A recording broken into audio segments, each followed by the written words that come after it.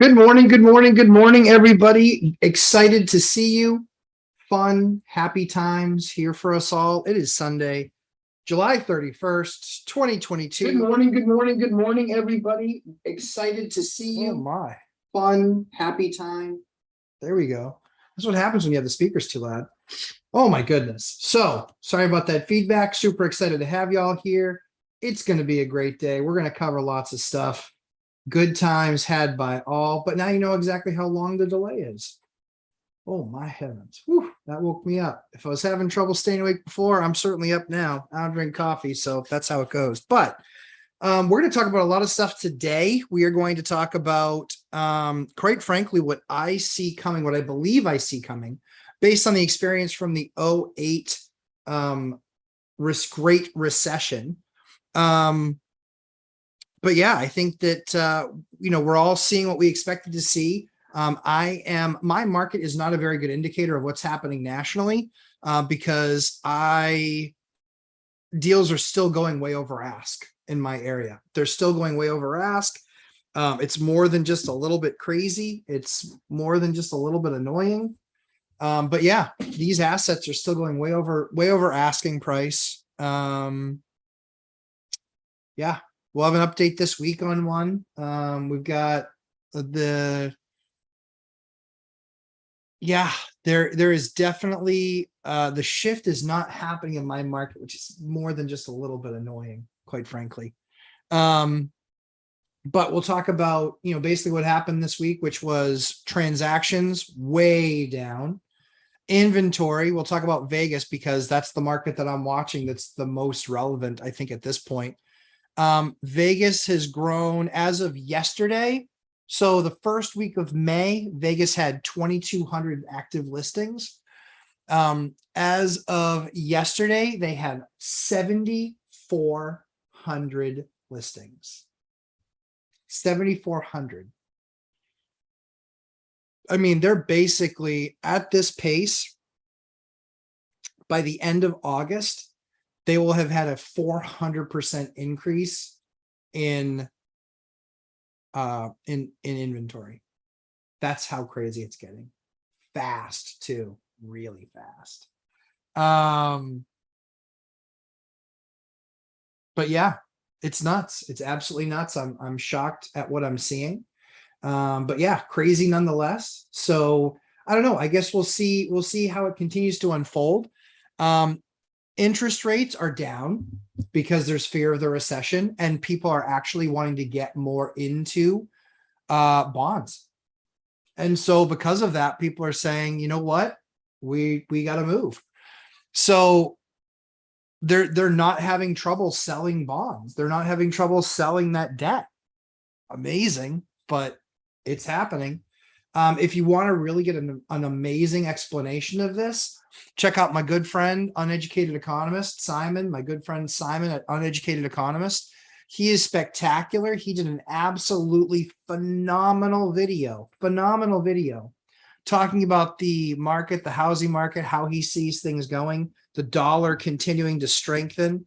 I think one of the interesting things that I'm seeing is one of the things that I track because I have a bunch of additions that we're going to be adding to the property or to properties, excuse me, is I'm watching lumber prices.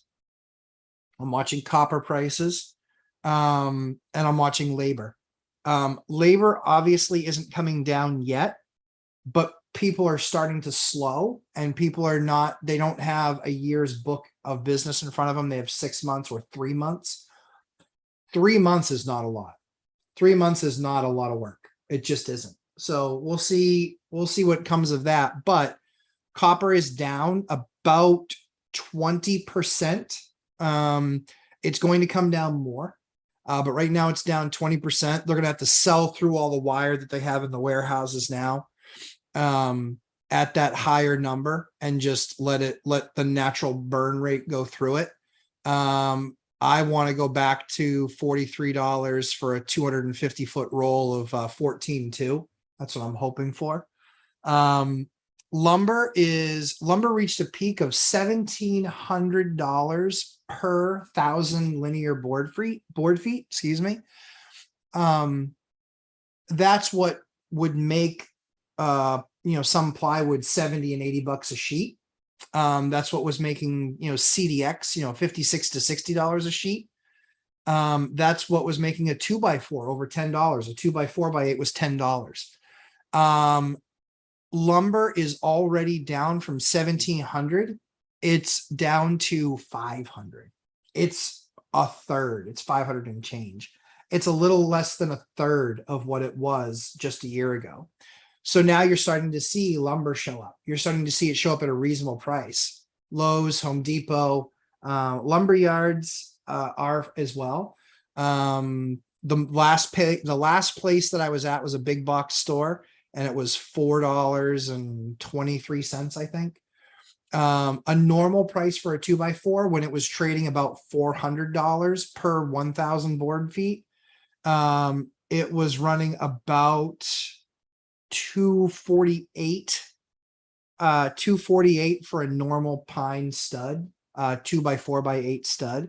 The reason I use that is because in most places that's the material used to build. Some places they'll build with 2x6s, but a lot of it's 2x4 construction. And so with that 2x4 construction, what you're really talking about is, you could be looking at a lumber bill on a house, easily being, $30,000 or $40,000. And so let's say it's $40,000. Well, it was $60,000 or $70,000 just 3 or 4 months ago. So the cost of building is going down. What will remain expensive is, and what's usually the last things to kind of start to shift are going to be the lots. You'll see lot premiums start to come down. But one of the things that doesn't go down is city hookup. So with my cities, one of the cities that I'm in that I'm actually looking to build something, they are $15,000 for an impact fee, 15K. And that's for each unit in the building. It's $15,000 for an impact fee. Then it's $9,000 for a water sewer hookup. $9,000. Let me handle it. I'll get it done for cheaper. $9,000. So before I move an ounce of dirt, I'm $24,000 in my hookup fee and my impact fee. That's 24 grand. Before I touch either of those, I'm 10,000 into surveys and the attorneys getting something approved in the town. So before I've moved 1 ounce of dirt, I am $34,000 invested in that project, not including the price of the land, because I already have the land. I'm literally just trying to subdivide something. So I'm 34 grand in and I haven't moved an ounce of dirt. Or I will be 34 grand in, not having moved an ounce of dirt. Building's expensive. And now you wonder why you can't build a $200,000 home. There you go. That's why you can't build a $200,000 or $250,000 home. It's because in my area, $35,000 period per unit, way it goes. That's a lot of money. $35,000 before any real work starts to get done. These are the things that a lot of people don't know when they're trying to build, when they're trying to understand the pricing on things. That's a crazy number. The good news is we are starting to see other parts of it starting to wane, which is, again, the lumber prices, the copper prices, those will get better. But yeah, we'll continue to see as that develops. So I am the lumberjack landlord. I have over 120 units under self-management. I manage them all with my wife. We have a couple of 1099 guys that we utilize to go do different projects here and there. And then we have our list of contractors that we work with that we use. And so, yeah, I think that that's how we're set up as a business. I've been investing for over 20 years. And we do have apologies to those of you who are expecting the landlord review series. I had a crazy week with a ton of stuff that I had to get done. And so I wasn't able to do all the videos I wanted, but I have all the product in-house now. So I'll be doing those this week. We also have been doing a landlord series of how to respond. So we did our first video last week. That was with Millennial Mike. We have another one coming out this week where we basically just take viral TikTok videos or viral YouTube videos of people saying, you know, how they feel about landlords or about a situation. And we just kind of talk about how I would handle it, how I have handled it, because having done this for over 20 years, I can't remember all the experiences that I've had. We literally have had over 3,000 tenant years, but I can share with you guys exactly what, you know, how we responded in that particular scenario.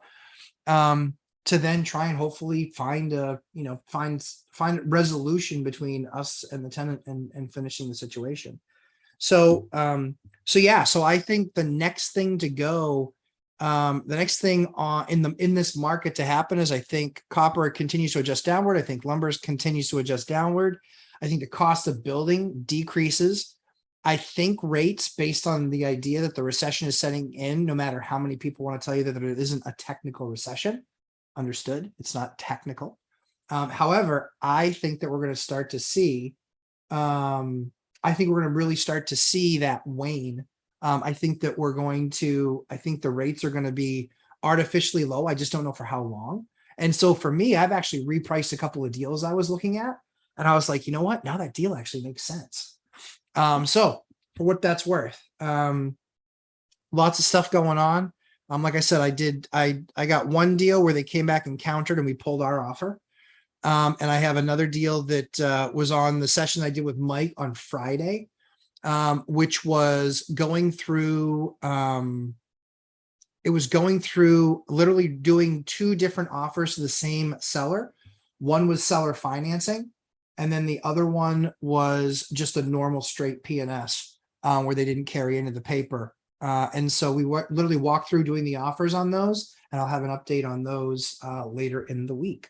So yeah, lots doing. As you guys will always see, I'm always looking down at my phone. I'm not trying to be rude, but I have contractors that like to work weekends. So I reward that by saying, sure, I'll let you work the weekend, so long as it's not in a building where we have people, because I want them disturbing people's restful weekends. But you'll see me look down, and the reason I look down is for one reason and one reason only. It's to make sure that if they need something, that I'm getting it taken care of for them. So we like to do that as well. So that's where I think things are going to be going over the course of the next few weeks. Continuously looking at deals every single day, try to buy the next great deal. But yeah, that's the story. The other thing that I think what we'll see from the banks is, I think we will start to see, because mortgage volume is so down, they're going to start to create programs. So watch that over the course of the next, few weeks, kind of 4 to 8 weeks. I covered it in a video with Mike on Friday, something called the sustainability number. This is something that's very important. It never came into play before, but now it's coming into play a lot more, with rates being so much more expensive than they were. Rates and the value of homes at the same time. So something to keep an eye on there, where you can still buy a fourplex, own a rock. You can buy a fourplex, own a rock. Let's say it has $10,000 a month worth of rents based on what the appraisal actually talks about, because they'll actually say, here's what market rents are for that fourplex. They'll say it's $2,500 a month. They'll say, okay, $7,500 a month is what your payment cannot exceed the $7,500.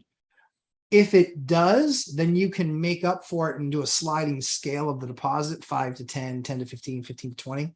However, if you're doing that, once you get to kind of 15 or 20, you can largely potentially get a conventional loan for that. So just something to keep an eye on with those loan products that are out there, but definitely keep an eye. So we'll jump into the questions. Yeah, we'll jump into the questions now and kind of start to go through it.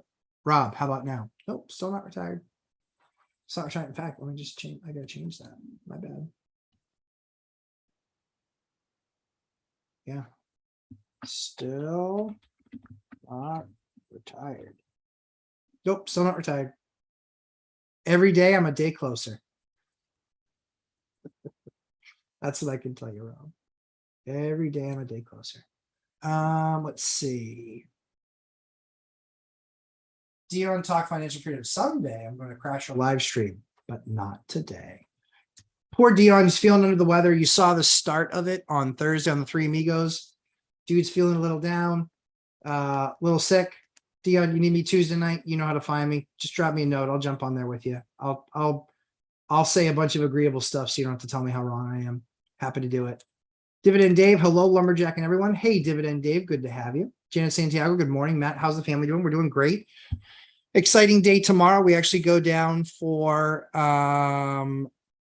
every 3 months. They do MRI, bone scan, and CT scan on my daughter to make sure that they're not seeing any cancer. And so tomorrow we actually have that. So excited to check that box tomorrow. Can't wait for your thoughts today on transactions, interest rate, and Fed. Shared all those. That's how I feel about it. I like your video about house hacking. Thank you very much. I appreciate that.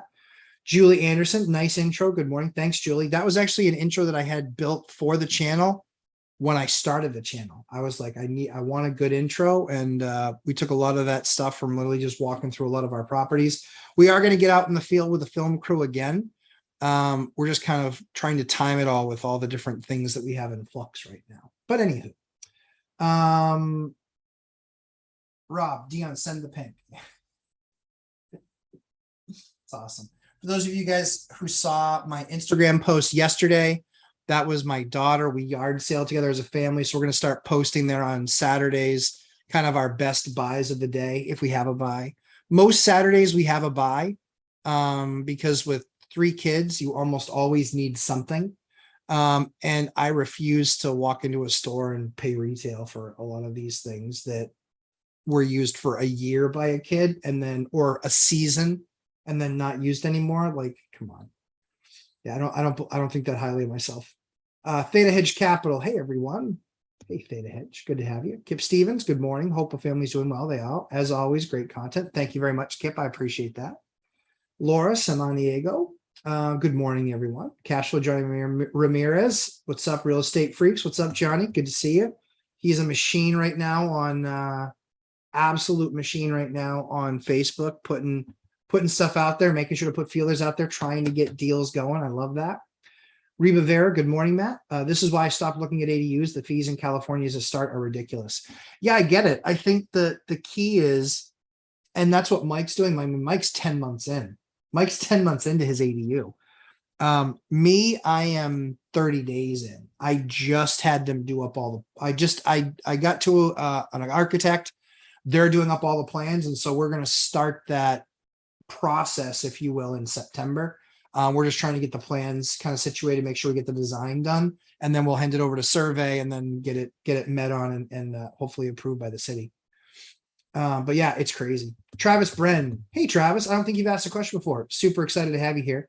Love the management content. That is my number one concern. Yeah, I'm happy to keep on delivering that to you guys. Again, trying to give you perspective, trying to give you how we handled it. Laws differ state to state, so always check with what your local laws are. However, these are how we handle a lot of these situations. And I think some parts of it, obviously, I won't go through and tell you all what the different parts are that are common sense. And just generally speaking, how you treat people. We had this one tenant who's just mean every time he talks to us. He's just a jerk. In fact, I won't even let Ashley respond to his text messages. We're not going to play that game. So everything is back and forth, just the two of us. And he's just belligerent. And so, I mean, he clearly would be happy living somewhere else. See ya. So we'll keep on doing those management content. Angelica P, in 2 years with 5 properties. Awesome. Angelica, I'm liking the story already. And thank you for bringing this up. You've not asked a question before, so I'm excited to have you. And 9 doors. Love it. What should I know? What should I do now to help my future self at turnovers? I work in academia, so my availability and desire to DIY is fading. Yep, I know this stage is the grind. Yeah, so you're still in the grind stage. You've only got a couple of years left. That's it. The really hard grind. You've got a couple of years left, then it will start to get easier. Let's see what else. What are the things that you set up processes now? Create your exit letter, create your, have a template for your security return. Really start now when you're small, start to create processes for these different tasks, because When you're always doing them one-off, you get out of practice. When you get bigger and you start to actually do these things on the reg, I can actually get an entire house. I can do the walkthrough, the pictures, the billing, the final letter to the tenant, and then the return checks. Can do that all in less than about 90 minutes. So now a turnover, it's not really that scary, right? It's making a few phone calls, getting a couple guys in, not doing all the work, not doing, that's just the kind of setup and management of it. But you're talking about less than 90 minutes for that turnover. It's not a lot.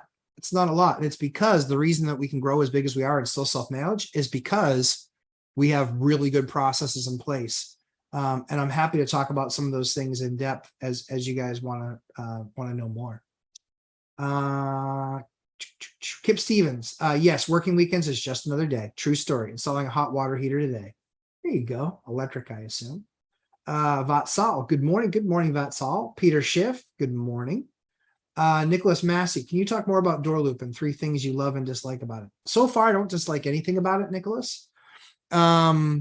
They've been, so what's really cool is Appfolio was, so we had looked at Hemlane, we looked at 2 others I can't remember. Appfolio we looked at was another one. Door loop.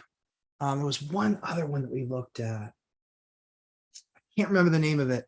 I really like door loop, and I think the big thing is that they set us up to do the migration of our data from our existing like Excel spreadsheets and things like that to port it all into their system. They were part of that. So the data movement portion was awesome. Like that wasn't a bunch of work that we had to do. That was very little work we had to do.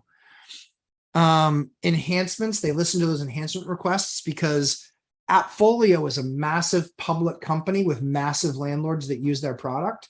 The problem is that who's going to get the most attention in getting changes that they want made to the software?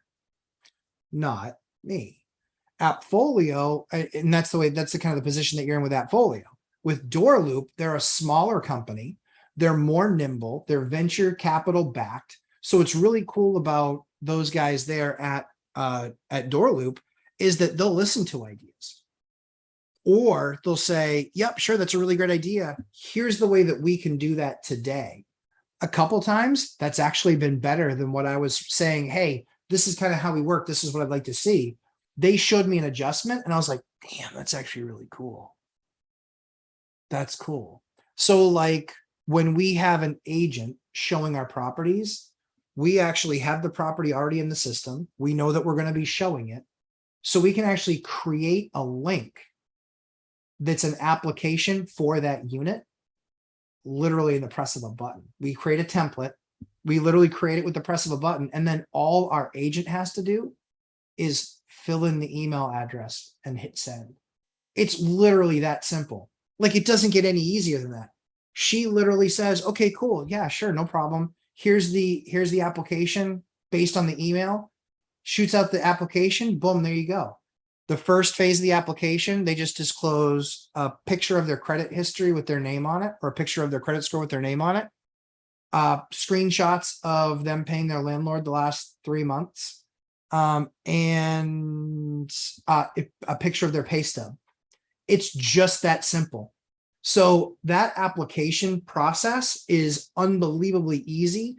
And because I'm paying my agents by the hour for when they're showing my rentals, because I pay them by the hour, guess what? It reduces my cost. It reduces my cost greatly because they are able to get through things a whole lot faster. It's just, yeah. So door loop for me, I love it. We continue to expand with it, do more with it. You can actually set up vendors. So we have like one of our guys who goes to Home Depot the most, right? Or one of the big box stores. He can actually take a picture of the receipt and he can attach it to the ticket that the tenant created on the unit. So how much work is that going to be for me in accounting at the end of the year? Holy cow, it's so much less work for Ashley. It's so much less work. So we, it was a decent amount of work. So then the job becomes setting people up and getting them their own portal. That's for tenants so they can pay online. They can pay Venmo, they can pay PayPal, they can pay those things, but they can also have ACH payment come out. That way their rent's never late.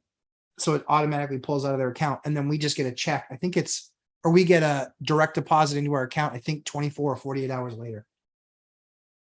So far, I'm not seeing, I'm not seeing a whole lot of downside to it. I haven't seen that yet.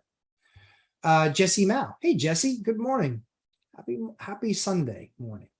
Ryan, FYI, I'm seeing a lot of back on the market notices in Vegas. One house I was watching had 2 offers with buyer cancel next day. Yeah, there's definitely a lot of that stuff, Brian, for sure. I mean, that's how you get to 7,400, right? We're getting to 7,400. I think we get to, honestly, I think we get to 10,000. I think we get to 10,000 homes. And I think we can get there. I think we get there probably by, I think it was October. Yeah, I think we get there by like October, middle of September, October. It's buying season. It's buying season then. Like, yeah. Yep. Angelica P. Ran out of characters, but good morning. Good morning, Angelica. Let me know if my answer was helpful to you. Keith Hager. Morning, Matt. Hey, Keith. Good morning. Good to have you back. Julie Anderson. Friend's son bought a well house off of Offer Up. Bought a well house off of. Okay. I don't know what offer. I've heard of. I think I've heard of Offer Up. I've never used it before. Santi. Good morning, my friend. Angelica. Another layer is half of my properties are about an hour and a half away. Yes, I understand. Should I convert all of my locks to electronic locks? Yeah. Yeah. 1000%. Yeah. So the rule that I have is that we'll do electronic locks, but we do them on 2 doors. The reason why is that one of them is usually a primary, one of them is usually a secondary. That means that the secondary one gets used a whole lot less. So if the first one they get locked out of, the second one, they're likely going to be able to get into. I just highly recommend it. We've not had any problems with the locks that we talked about and created the link for on that lock video. If you look at the Lumberjack Landlord product reviews, I put links in there. I did all the homework for you, all the research. I've used all of these products. These are not things where it's like, oh, hey, here's something. No. We actually have 3 or 4 products right now that we have in what we call the incubation stage, where it is, I know it's kind of technically weird and nerdy, but sorry, I'm kind of technical, weird and nerdy. So we actually put these products in the field. We're kind of seeing how they go, but we've got 3 new products, or 4 new products in the field being used now that we're waiting just to see how they perform to then give you feedback. We will only share and recommend products that we're using ourselves. Because again, it's just based on experience. That's it. So yeah, I would convert all of your locks to electronic door locks. Absolutely. I would also make sure that the same door lock. Absolutely. Because you want to standardize. And yeah, I think that that's a major shift, because then you can actually get a handyman in that area that's 90 minutes away. You can get a handyman in that area that can actually then just put 5, that lock that I showed has actually, I think you can get 10 temporary codes or 8 temporary codes, meaning they're one use. You enter in your master code, the tenant's one code. And after you do your master code and the tenant's one code, then you put 6 or 8 of these one-time use codes in there. Guess what? One-time use, they get in. As soon as they leave and shut that door, done. Doesn't work anymore. That way, you know that no one else has additional access to the unit.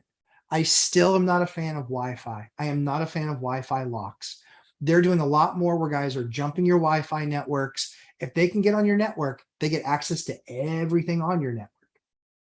Just not a fan. Sorry, just not a fan. I want that air gap. And there were a few guys that agreed with me for sure. CJ Underwood, at what point did you begin to treat yourself, if at all, in your RE journey? For example, once you got to 10K cash flow a month, then you bought the truck you always wanted, etc., or no splurging? CJ, that's a really good question. So we started in like 01.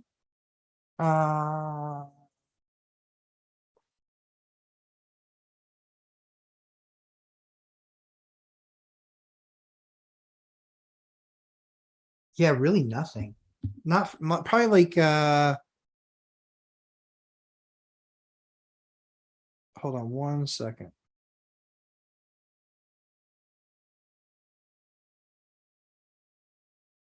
Hold on one second.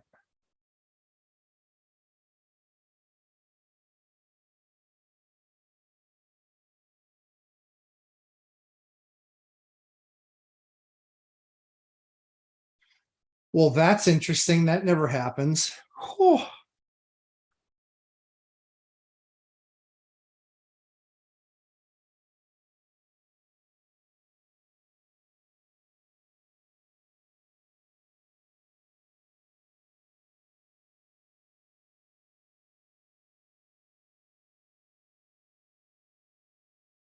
Hold on one second, guys.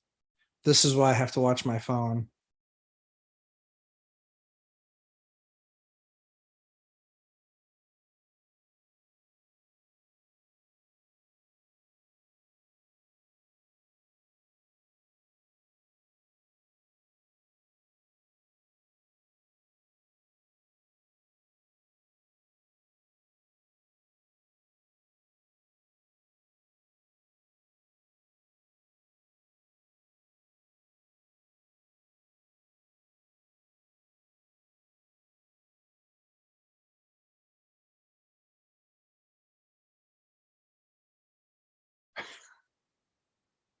Uh,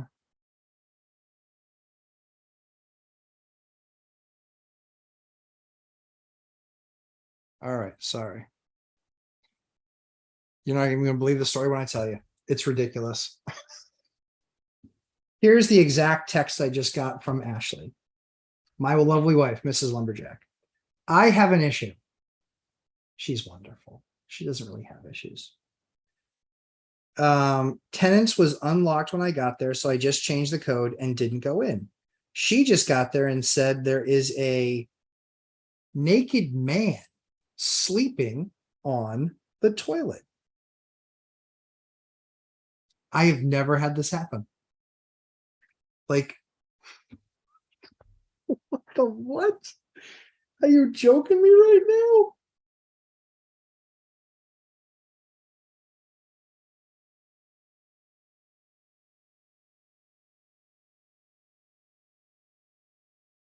Hold on.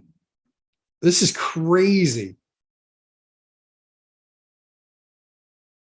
Man, I can't wait to hear what's going on with this. Whew. Anyway, sorry guys, I apologize.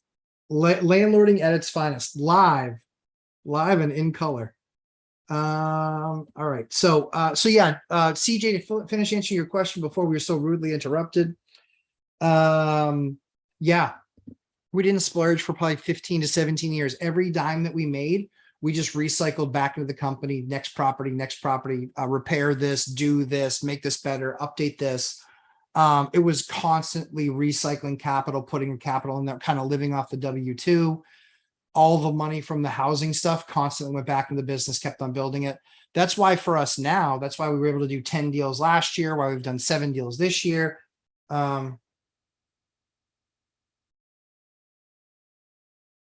Yeah,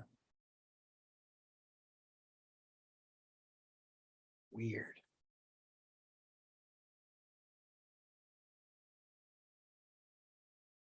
Dude, a naked guy sleeping in the bathroom of a unit that we just finished this week. Come on. We're gonna have to have a couple.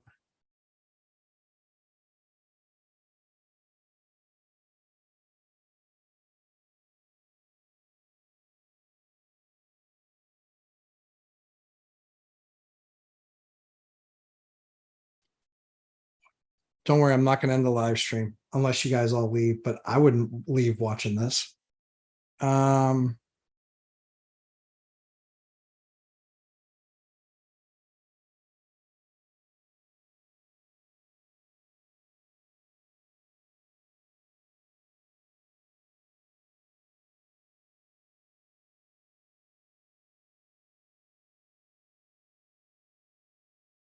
oh my goodness gracious me. What is going on with people? And guys, we live in a small city. It's like 30,000 people. Like this is not a thing for us. Man. So yeah, so sorry, CJ. Yeah, we didn't splurge. Constantly putting money back into the product, into houses, into more. Pallavi Patel, good morning, all. Good morning, Pallavi. Keith Hager, National Association of Realtors says a $2 billion loss and 60,000 realtors turn in their license. See that turn in their license, or maybe just don't renew. Every time I bought or sold a property, I got a full body massage. I like my perks. That's awesome. That's awesome. Good for you, Keith. What's really funny is I like could not take the massage. I was not, yeah, I was like, nope, keep your hands off me. Until I hurt my ankle. And then I had to do some PT around my ankle. And I was just like, all right, like I'll relent. And I relented. And now I'm like addicted. It's a problem. Yeah, it's a real problem. So I actually have a building that basically, we'll just call it, I got the building for a masseuse. That's who's there. And that's why the relationship works out great. Is because I get discounted massages for me and for my wife. Cash flow. So now is the time to get greedy with all the cash offers. Yeah, I mean, we had a deal. So we're trying those. We had a deal that was the one that we were talking about on Friday with Mike, or one of the ones we were talking about on Friday with Mike in one of the videos. We'd offer 200. They got it under contract for 235 cash. That cash buyer, 3 days, 3 days before they were supposed to close, backed out of the deal. They're like, we're keeping your deposit. She's like, fine, I don't care. So they're keeping the deposit. We went back, we re-offered on the property, and they came back at full list price of what they sold it for, cash to the other seller for. I'm like, the market shifted in 60 days, you dummy. That just annoyed me. That just really annoyed me. So I don't know what's going on, but yeah, so I'm still watching the property, but it's probably going to sit there for a while. But they went from being willing to take a finance deal from a bank to now being 100% cash. Well, guess what? If it's 100% cash now, you just brought your pool from, 100% of people down to 2 or 3%. So yeah, we're just going to be patient, wait it out, and see if they come back to us and give us an opportunity. I still want to buy the property, but I'm not going to overpay. So we still just have to stay disciplined. I'm not one of those guys who gets in a deal and then I have to win at any cost. No, I only want to win if it's a good deal. If it's not a good deal, I don't want to win. Some people are so silly sometimes. Peter Schiff, how do you handle stubborn sellers in this shifting market? Home has been on the market for over a month now, not reducing price. Yeah, you just have to wait them out, because you never know their situation. So their situation could be, as an example, let's see if we can sell the house, honey. Okay, sure. We'll stay, get it cleaned up, make it nice. We'll get it on the market. Maybe we get it. They probably have a 2.5% to 3% mortgage on the house. They might be looking at it and saying, the only time that this makes sense, we had one of our neighbors do that. We had one of our neighbors price their house. It's a special, unique house. This is not what the whole neighborhood's like. $999,000. They had the house on the market for a year. They took it off for 60 days. They put it back on the market for 1.25 million. 60 days it was off market. It was on market for over a year for $1 million. Now they put it on for 1.25. This was 90 days ago, 90 to 120 days ago. Guess what? 120 days ago, somebody paid them $1.175 million. They got $175,000 more than what they even wanted 60 days earlier, because the market had shifted, rates were still cheap, and these people were just like, we got to move, we need to buy a place. Now they were like, we are absolutely not moving unless we can get our number, period. They had to raise their number because of the cost of what they wanted to buy, where they were going, because they wanted to pay off a bunch of debt, blah, blah, blah. You look at it now and you say they held out, they got their number. But if they hadn't held out, right? If they didn't get their number, they would have just stayed. Or For them, they had to they were looking at, why did they have to raise the price $250,000? Because they needed that much more money in order to be able to buy where they wanted to buy.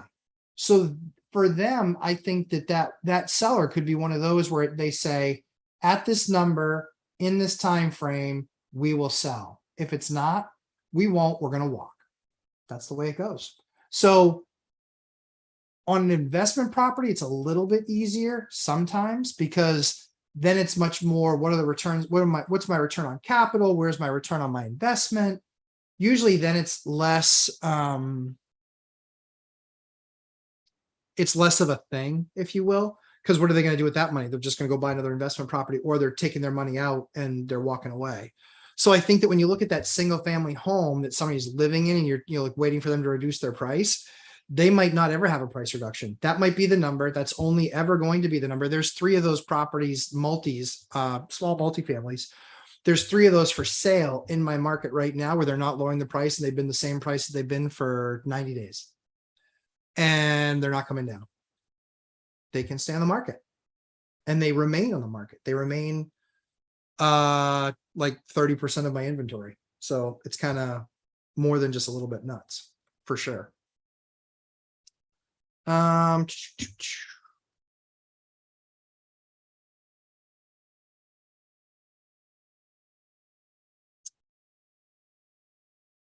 So yeah, that's how I'd handle not reducing price.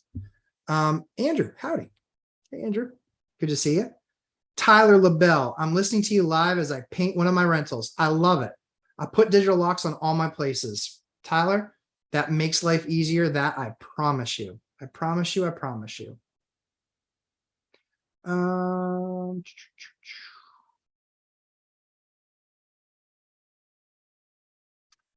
There we go. Nicholas, sorry, chat moved.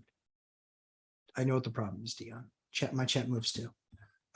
Nicholas Massey, what websites do you use for advertising vacancies? Craigslist and Facebook Marketplace. Those are the only places that we put anything. Do you use Door Loop Link on those sites? I do not, because I don't want people just openly applying. I want them having a conversation first to make sure that they're not going to waste their time applying. These are the criteria. And even when you list criteria, it's amazing how many people still ignore it. Like, it's just wasted time. And Angelica P. Yes, it was. Oh, cool, cool. All right. I will watch the videos tonight before I start purchasing tomorrow. Awesome. Very cool. Yeah, all of the landlord review stuff that's on there, that's all stuff that we use, actively deployed. Hold on. Asking for a quick update. But yeah, all that stuff we do, landlord review stuff, is all stuff that we use in our units. And that we've used for years, so we know that it's quality. And those are the same vendors. It's not just, hey, this is the same type of product. Those are what we use. So they've remained consistent.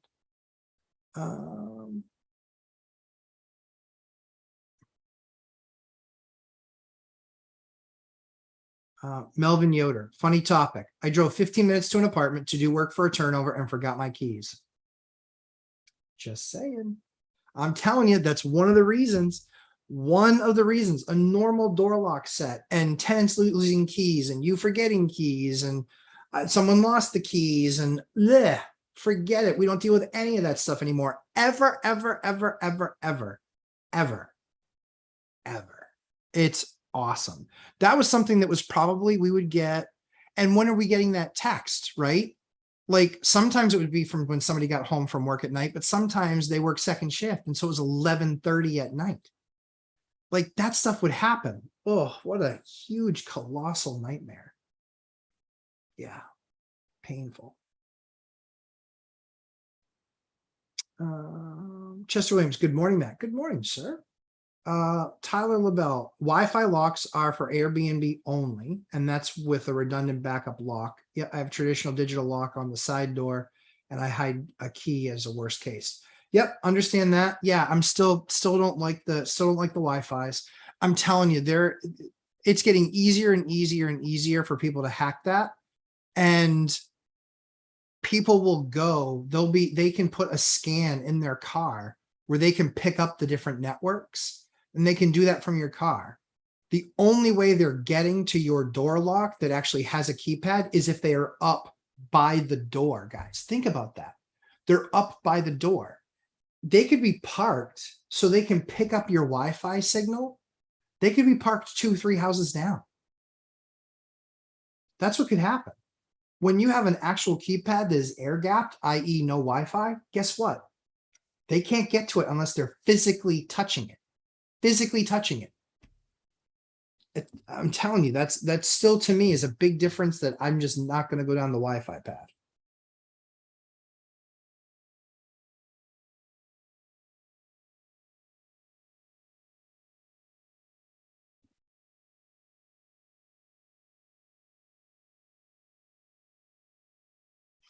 All right, man. The story is enthralling. I've never had this happen before.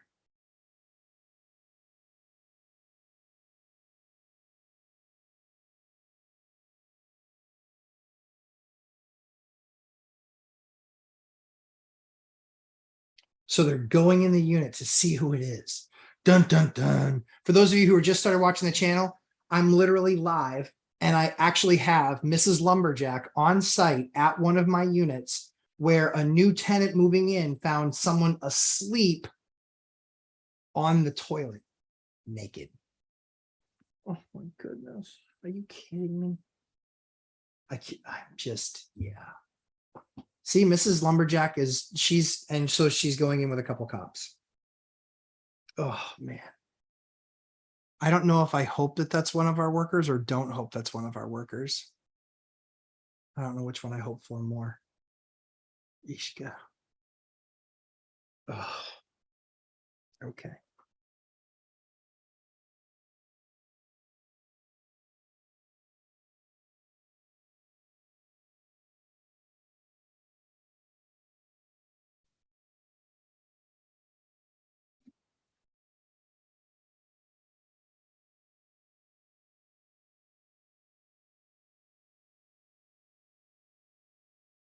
Ay caramba. Well, stay tuned. I'll continue to update you as that updates.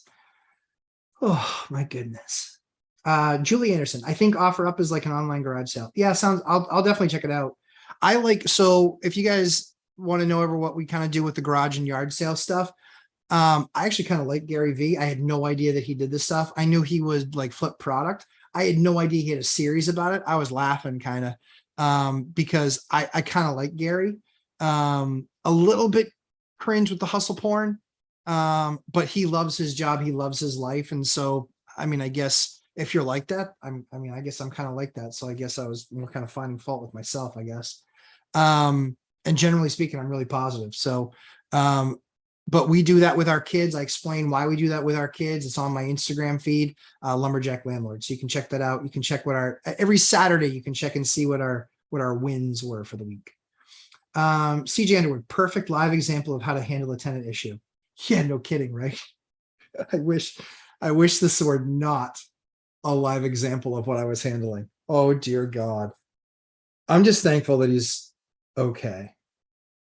Like he's not dead or anything.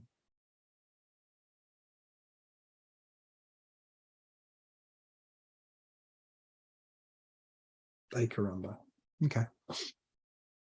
I'll let you guys know as soon as I have an update. Andrew P. Sounds like Dion is taking retirement to the next level. Breaking and entering. What's next?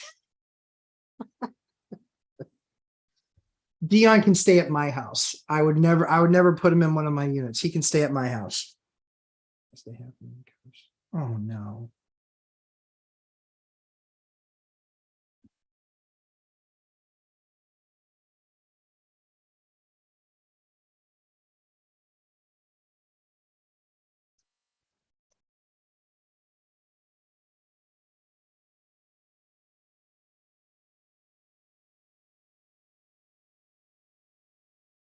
Criminy.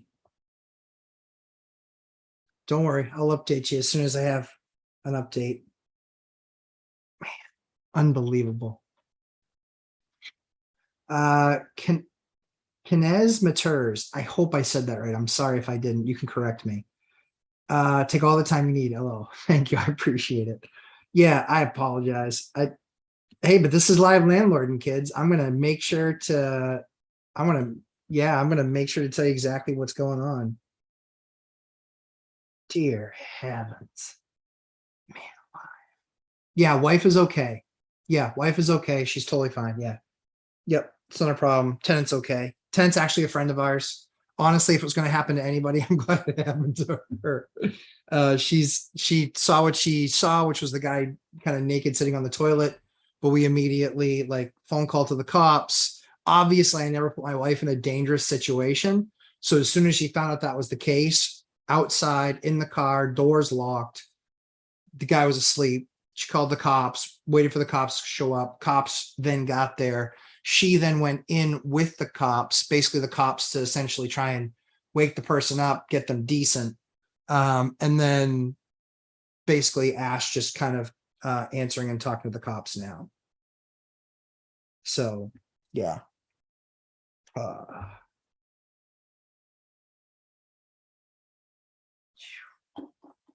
sucks. So yeah, wife is okay. Yeah, trust me on this. I'd jump off the live stream in a second if my wife really needed me, but she's just kind of giving me updates.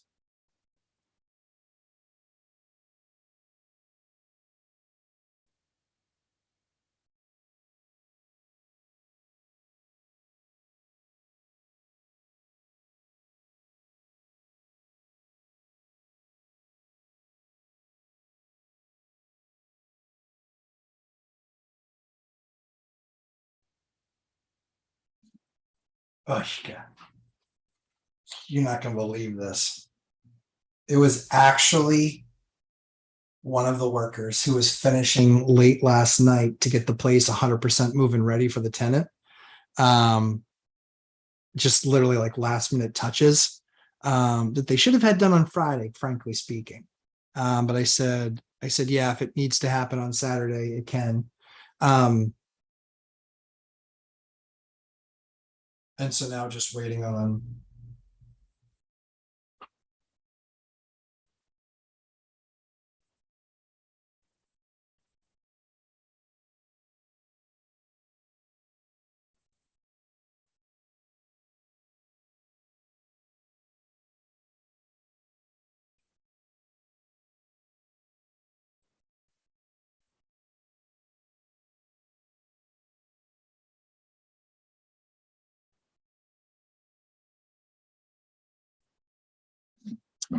All right, last second, guys. Hold on.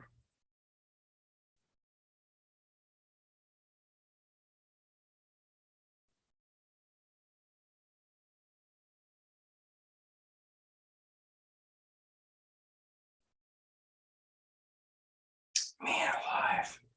So yeah, so it was one of our workers. Oh, shit. And that's gonna be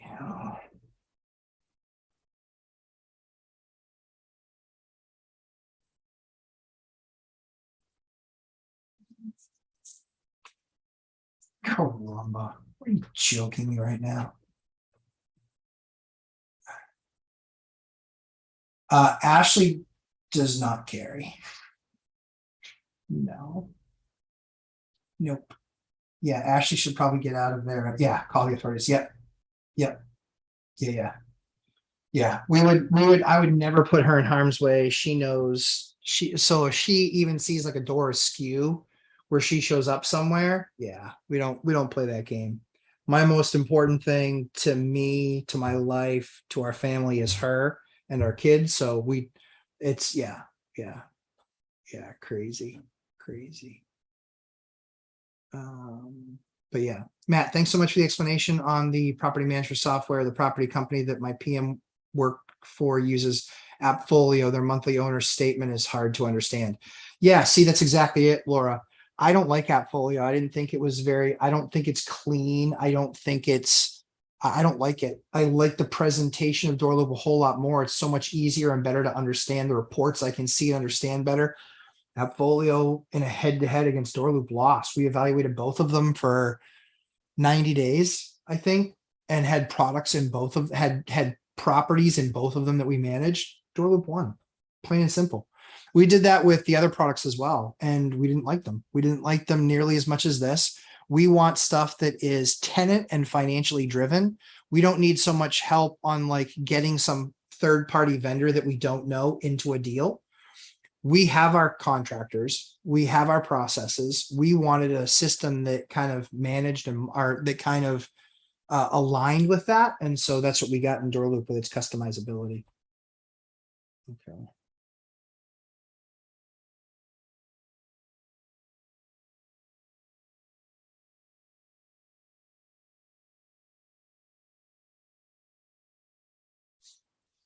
Yeah, just get out. What a day.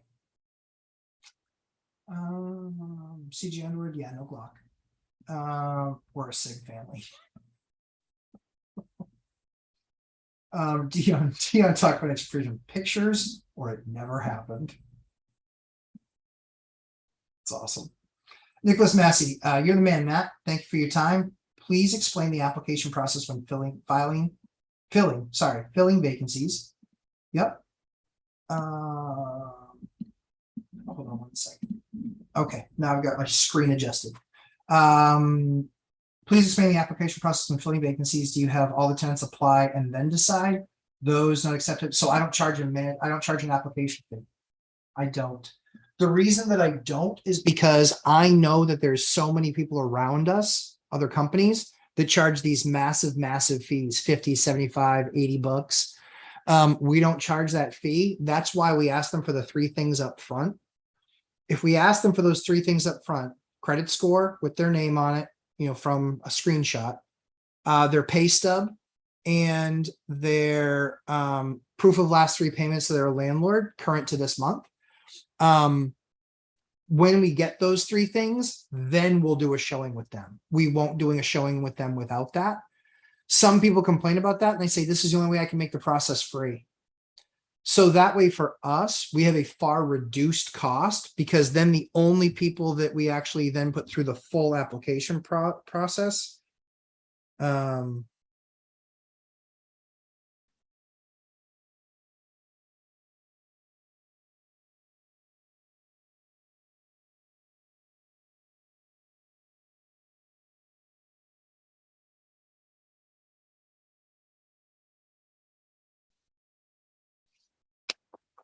It's gonna be fun.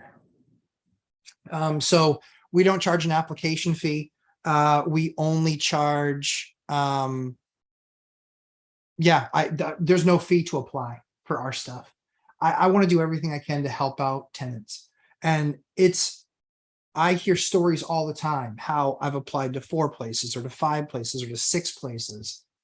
And we've made like the final cut, but we're never that final one chosen. And I can tell you, based on the final ones I'm seeing chosen, like we just accepted a 4 roommate situation where the combined income is over $300,000 a year. I am not concerned at all about rent being paid. $300,000 a year, 4 roommate situation for a $2,500 a month apartment.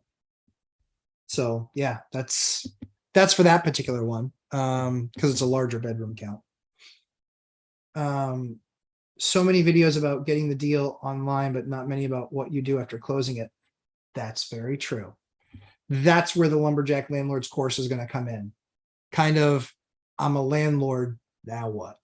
So we do a lot of that daily management stuff. That's why all of the product that we're creating for people's consumption is all going to be based on the day-to-day management, conversations with tenants. We want to give you our full experience, right? So we've got 20 years experience having those conversations, making those repairs, selecting products. And so we're going to give you our experience. That's what our course is largely going to be focused on. I think Mike did a phenomenal job with the buy box and having people understand what that is, but he uses a property manager. And so he couldn't really speak to that except for how to best manage a property manager. I wouldn't know the first thing about managing a property manager. Wouldn't know the first thing about it. So everything that we're going to do is really going to be focused on self-management, how we self-manage repairs and, building better and bigger and product. And we make all those decisions constantly. So we're always reevaluating. So that's where we believe we can add the most value.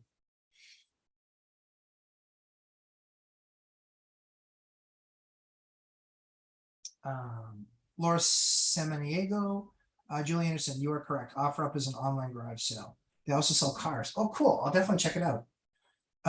Except really for us, really, it's a big experience with the kids. We're not like yard sale freaks where we like love to yard sale no matter what. We do it experientially with our kids because it teaches them the 5 principles that you'll see on my Instagram feed. Cash flow, time changes everything. So follow up must be strong. That's exactly right. So if you guys are going next level and you're starting to do cards, right? Number one, dedupe your list. Dedupe your list. Do not send the same landlord 5 different ones in the mail. That's stupid and it's a waste of money. Number one. Number two, have an address to them. You know their name. You know their name. If it's not a person, it's a trust. It's an LLC. Whatever. You know their information. Use it. Don't just say, dear homeowner. Lazy, lazy. And number 3, and most importantly, call follow-up. Pay the extra money. Do call follow-ups because you know what? Everybody else who's lazy is just sending out just mailers. Do better. Do more. Get more deals. That's how you're going to do it. Get more deals to choose from. That's how you're going to do it. You make the phone call, following up and saying, hi, we sent you this, blah, blah, blah, go. And my rule is, because guess what? I've built sales organizations. This is how you get people on the phone. It's not about, oh, we sent out 10,000 of these and we only got 17 responses. Did you follow up on any of them? A, don't send out that many.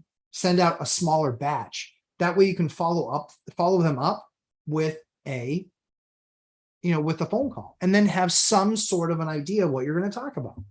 Just say, hi, my name is Matt. And I actually recently sent you a card in the mail asking if you were ever consider selling your rental property. There's no obligation, but would love to talk about it. If you had any thoughts that you might ever sell in the coming few years, would love to connect with you. I guarantee you that has a 200 to 300% higher return than just sending a card. Just saying. Just saying. We used to do that stuff in businesses that I set up. We used to do that stuff and we'd follow them up. Every card that we sent out to somebody, we would then follow it up with between 3 and 5 phone calls. And you don't do them once a week or once every other week. You do them every 3 or 4 days and just say, I just want to make sure that I have the opportunity to have this conversation with you. And it prompts their mind like, I should have gotten back that person. Again, every 3, 4, 5, or not 3 days, probably every 5 days, every 5 to 7 days, quick follow-up on the card that we sent you, wanted to follow up. Again, completely appreciate if this isn't of interest now, but if it might be of interest in the future, just wanted to connect with you, make sure I had your information. That way, if something does come up, I'd be happy to, to reach back out to you again or have you reach out to me directly. RE3. Hey, Lumberjack Landlord. Good to see you. Good to see you too, sir. Yeah.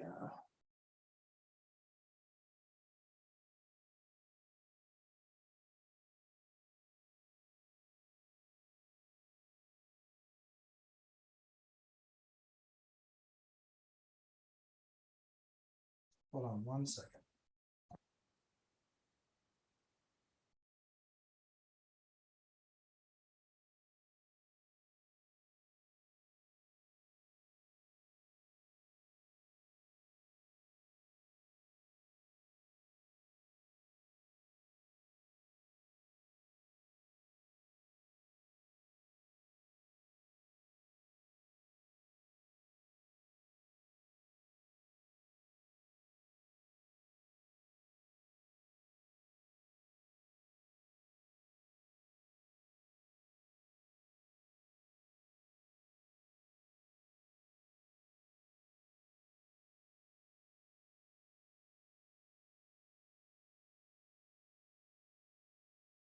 Hold on 1 second.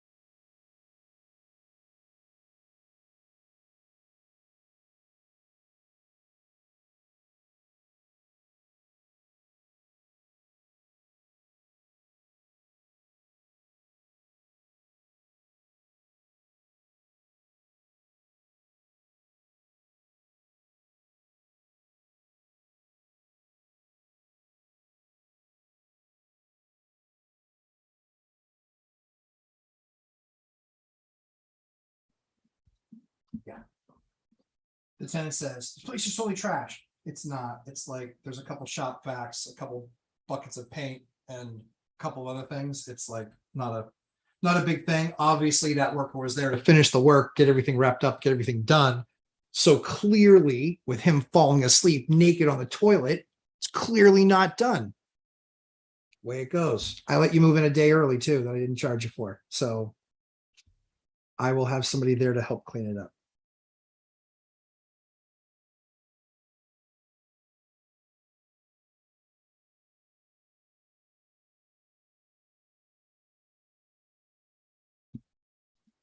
One second, let me just send him this video.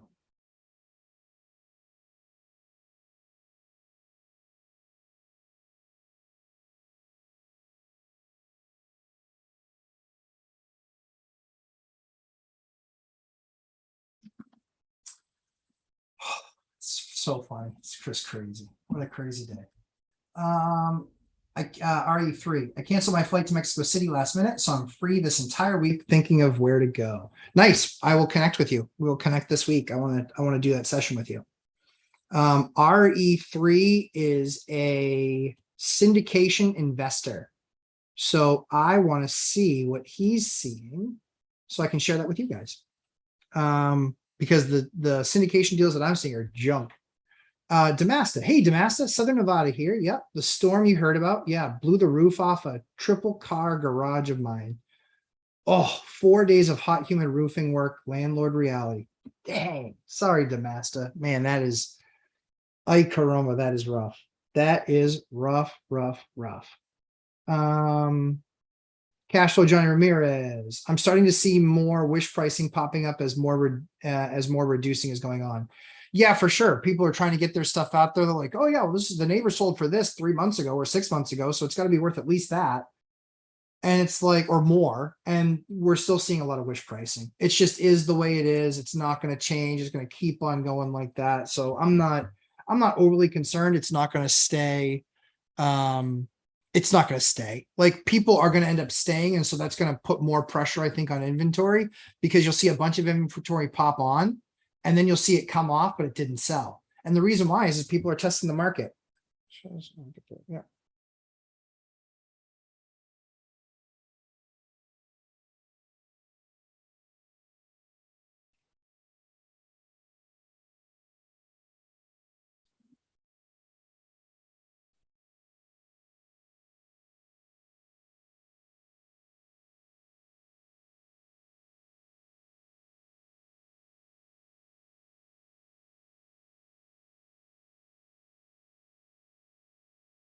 Cool. Disaster of everything. Yeah. I mean, you should see the video that she sent me. I might even try and post it this week and show you guys what she was concerned about. It's literally not crazy. Oh yeah, she's good now. Okay, thank you. All you had to say was like the hyperbole, trash. I'm like, oh no, we just spent 2 weeks redoing that entire unit. Please don't tell me it's trash. Then she shows it and it's like, it's literally like paint trays. There's a couple of shop vacs there. There's a few buckets of paint. There's a couple boxes of trash bags, and a couple trash bags. Like, it's like 30 minutes of cleanup. It's not a thing at all. So yeah, she's good. Good. Okay. And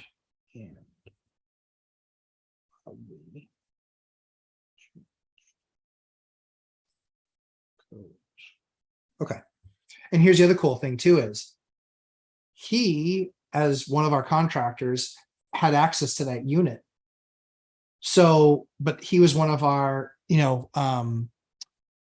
so he has that, the code to get in. So he knows what that code is to get in, because we don't change it until the tenant moves in. So we have one that we kind of use during construction. That's like an ongoing. So the cool thing is that we don't have to change out the lock. I just saved myself $100 because Mrs. Lumberjack, Ashley, was there. She recodes it, gives the tenant their code. She puts in a new code for us. Guess what? Now we don't have to worry about it. He has no access. So now it's not even a factor anymore. RE3. Hey, LL, I'm getting out of the military in less than a year. Okay. And I could get roughly 1 million VA loan around the DC area. Okay. They think I should purchase a fourplex with this loan while I can. Yeah. Yeah. Yeah. Um,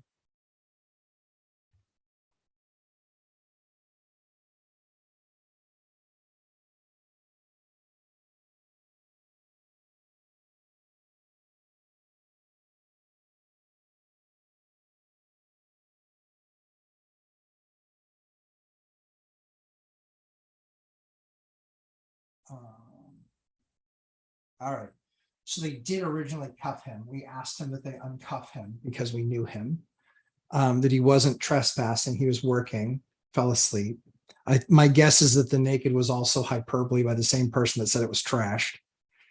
Um,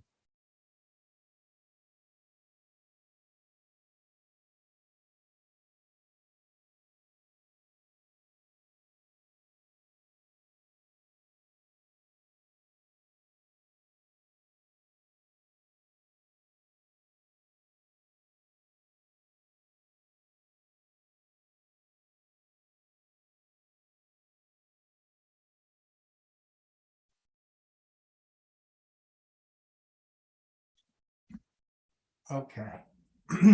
So yeah, so on your question, yeah, man, if so you only RE3, um do you only get to use a VA loan if you're active?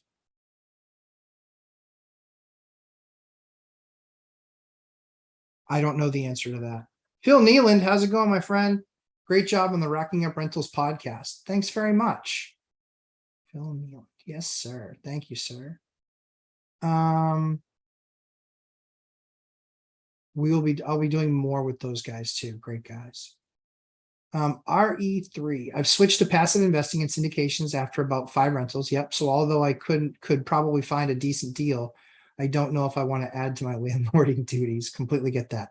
But from an investment standpoint, while I have access to this product, would you go for it? So the question that I would ask is, don't I still have access? Because I believe you still have access to it. I believe you still have access to that loan even after you leave the service. I'm pretty sure. I don't know the rules on that, but I can double check that for you. But I'm pretty sure that's the case. Just 1 second here.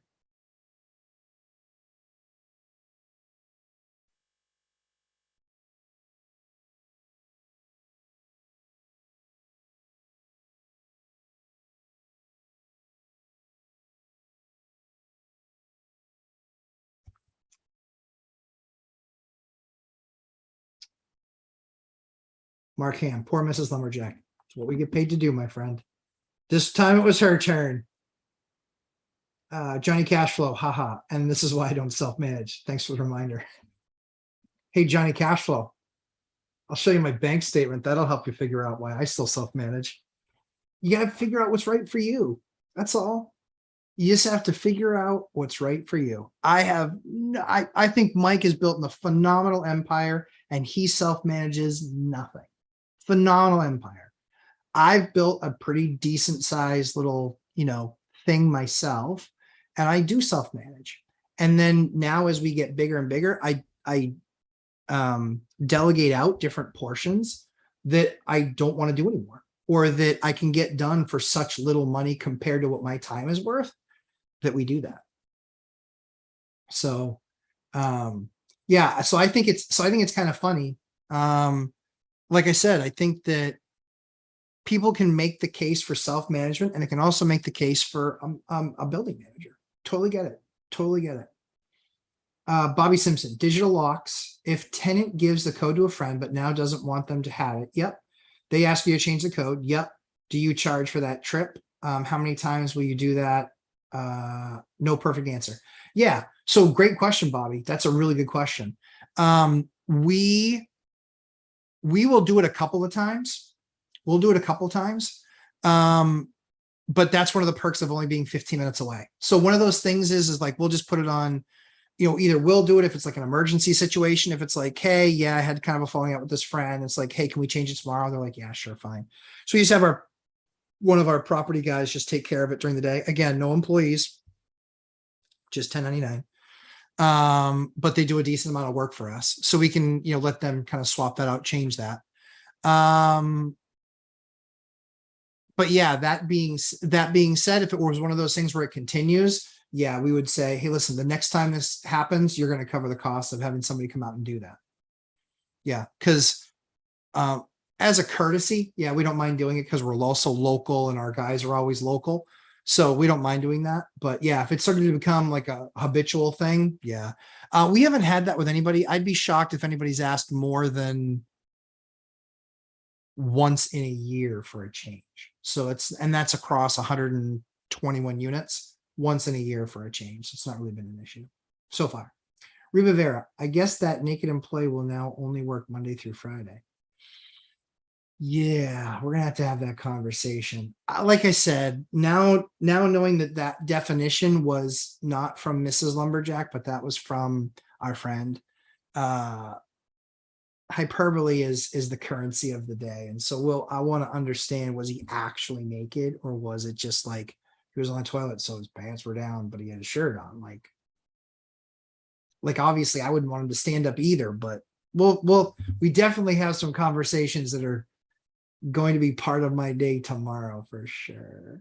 Man alive. CJ Underwood, all jokes aside, this showcases one of the traits that are essential to being a successful landlord and investor. You must keep a clear head and roll with the punches, even in these crazy scenarios. Yeah, I appreciate you saying that. It just is what it is. Like, man, I try and put myself in his shoes, right? Man, I'd be so embarrassed. I'd be so embarrassed. I'd be so afraid I'm going to lose my job. Yeah. He's a good guy, works hard. I don't know. I don't know. So we just have to have a conversation with him. But by no means does it mean we're not going to work with him anymore. We just need to understand if he's having an issue, we're going to try and help him with that issue. Just that simple. He's a person, and we're going to work with him and try and figure out how we can help him and what the issue might be. And hope and pray that it doesn't happen again. Like, we just have to have a conversation. Keith Hager, heartbreaker and self-management is a suicide in one of your rentals. Yeah, for sure. Yep. Yeah. We thankfully we've not had that. Thankfully. In these really tough times, thankfully we haven't had that. But yeah, if it did happen, that I'd be, honestly, I really wouldn't care about the unit. We can figure that piece out. I'd be just so devastated that somebody felt like they couldn't get any hope, that they had no hope. Reach out to somebody, talk to anybody. And if you can't get a friend or a family member, there's hotlines out there. If anybody ever gets to that place where there is always hope. There is always hope. So hopefully no one would ever do that. That's what breaks my heart, is that people do that. And it's because they've lost hope that they can get past it. So yeah, that would be horrible. Hopefully that never happens, but I can only imagine. Honestly, thanks for coming. Sorry you had your message retracted. I was probably going too long at everything else. I apologize. Chester Williams, when dedication goes a bit too far. Yeah, true. To be fair, like you said, this should have been done Friday. Yeah, it should have been done Friday. They had all week to get it done. And yeah, just that's life. That's the way it goes. I mean, the tenant wasn't supposed to be moving in until today, but they should have been doing the work yesterday morning and been all set and all done, and clearly they weren't. So we'll make it through. Worse things have happened. Sumesh Barla. Hey, Sumesh, believed I could negotiate price and rates would skyrocket after the Fed met, paid $1,000 deposit, but the price couldn't be negotiated and rates shut down. The rate I locked in was 5.5. I'm backing off now. Okay. Yeah, it's kind of crazy, right? It's kind of crazy. Kind of crazy. Honestly, what's wrong with all the messages redacted? Is everything okay?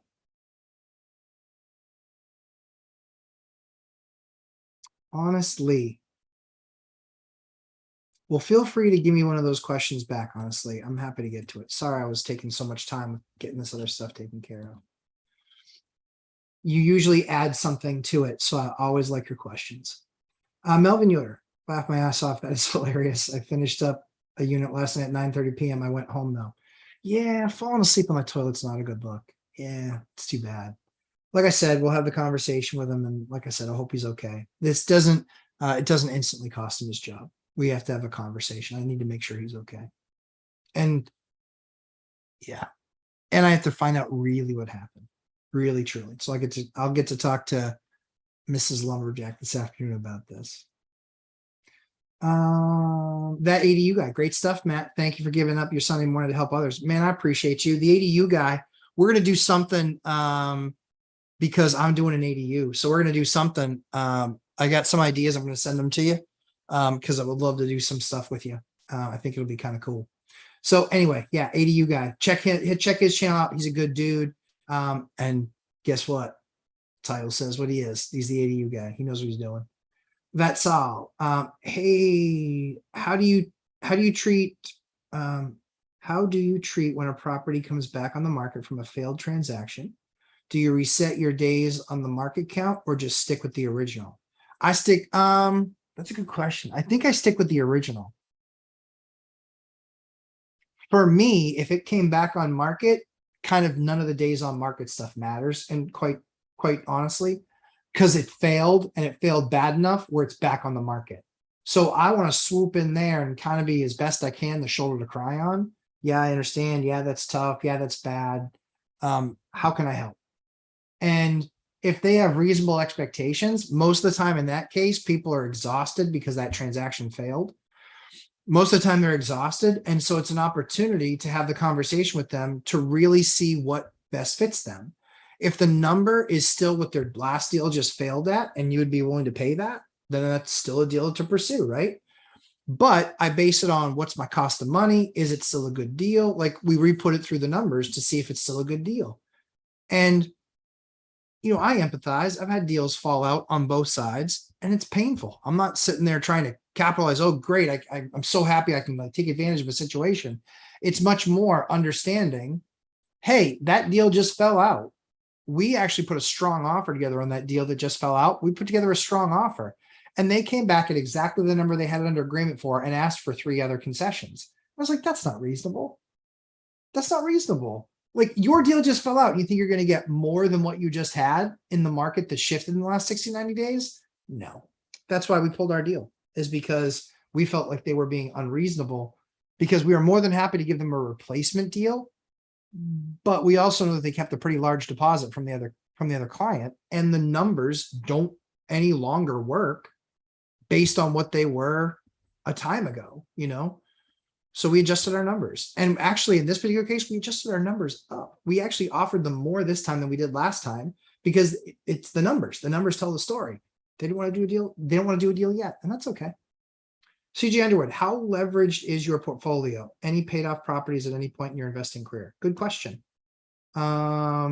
Yes, paid off properties, or not paid off, but paid off. Yeah. So we've had a couple paid off. We re-levered them at 60 or 70% loan to value. Nothing in my portfolio is more than 70% loan to value. Everything is 70% or less. So the bank likes me. It's not really that levered. Yeah, bank likes me. It's not really that levered.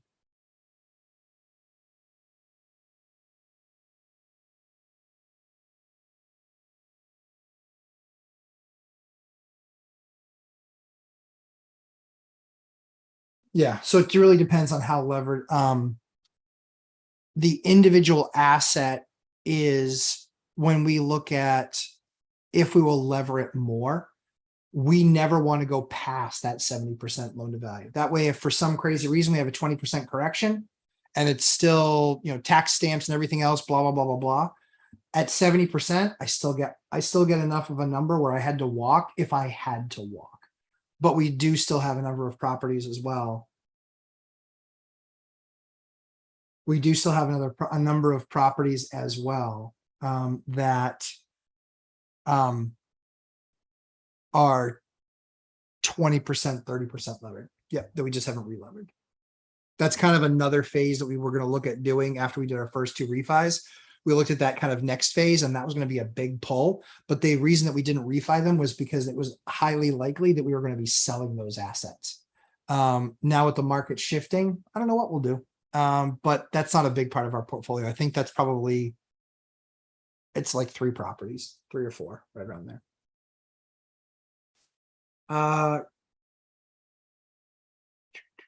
Karen Molnar, good morning. Can't wait for the course. Thank you. Me either. We're working on it. We are working on it. Chester Williams, RE3, what area are you looking around DMV area that's 4plexes? RE3, yes, I believe that you have to be active duty. Veterans, as far as I know, are not eligible, or if you active before and haven't had one. I would double check that. RE3, I would check Matt, the mortgage guy, let him know I sent you. I just talked to him about last week, almost something like this, not this specifically, it's something else like this. He knows those rules. So send a message to him on one of his, he has a live stream on Monday nights. Send him one of those messages, ask him. I know that he'll answer your question. I know that he'll have the right answer. Oh, and in fact, Dion, see, I knew Dion would know the answer. Dion, love you, buddy. Yeah, there's Dion's. Yeah, and there's Chester's too. No VA loans were originally for veterans, but later expanded to active duty. Yeah, so you can have that, you can use that loan. Yeah, the other cool thing is there is a formula that they use. You can have 2 or 3 properties with a VA loan as long as you're below threshold. Yes, that's true. You can actually have up to 4. It's true. Mandy W, you can use a VA as a vet. Thank you, Mandy. I appreciate you. Thank you, guys. See, I love veterans. I love veterans. You guys are salt of the earth. I appreciate y'all. And I always appreciate you guys giving feedback. Chester, not quite sure. I bought my last rental in 2019 in Florida. I've been out of the active real estate game for a while, but with inflation concerns, I feel like it would be stupid not to. Potentially. Yep, potentially. But again, I wouldn't, just because you have a loan product doesn't mean I'd burn it. That's what I would do. Just because you have a loan product doesn't mean I'd burn it. Because you got to get, it's got to be around the right deal. But I think that now we've got 3 or 4 confirmations. I would check with a mortgage broker, make sure none of the rules have changed. We got 4 people saying, yeah, as a vet, you can still do it. Dion talk. Yep, there you go. VA is available to active duty and veterans as long as they don't have a dishonorable discharge, and you can use the VA loan once more than once. That's true. That's, yes, I know that to be true. I do know that to be true, but again, it might have changed with the mortgage broker. Basically the ability to lock in a big loan at 5% when the real inflation is 12 or more enticing to me. Yeah, I wouldn't need the money from this rental, but more as an inflation hedge. I get it. Yeah, that's the beauty of real estate and an inflation hedge, right? Yeah, so you have to be active duty or have been on active duty. Pallavi Patel, how do you decide on hot water tanks gallon size? According to square feet or the number of bathrooms or household members? Yesterday, my sister had ABC guy to fix some under the sink leakage.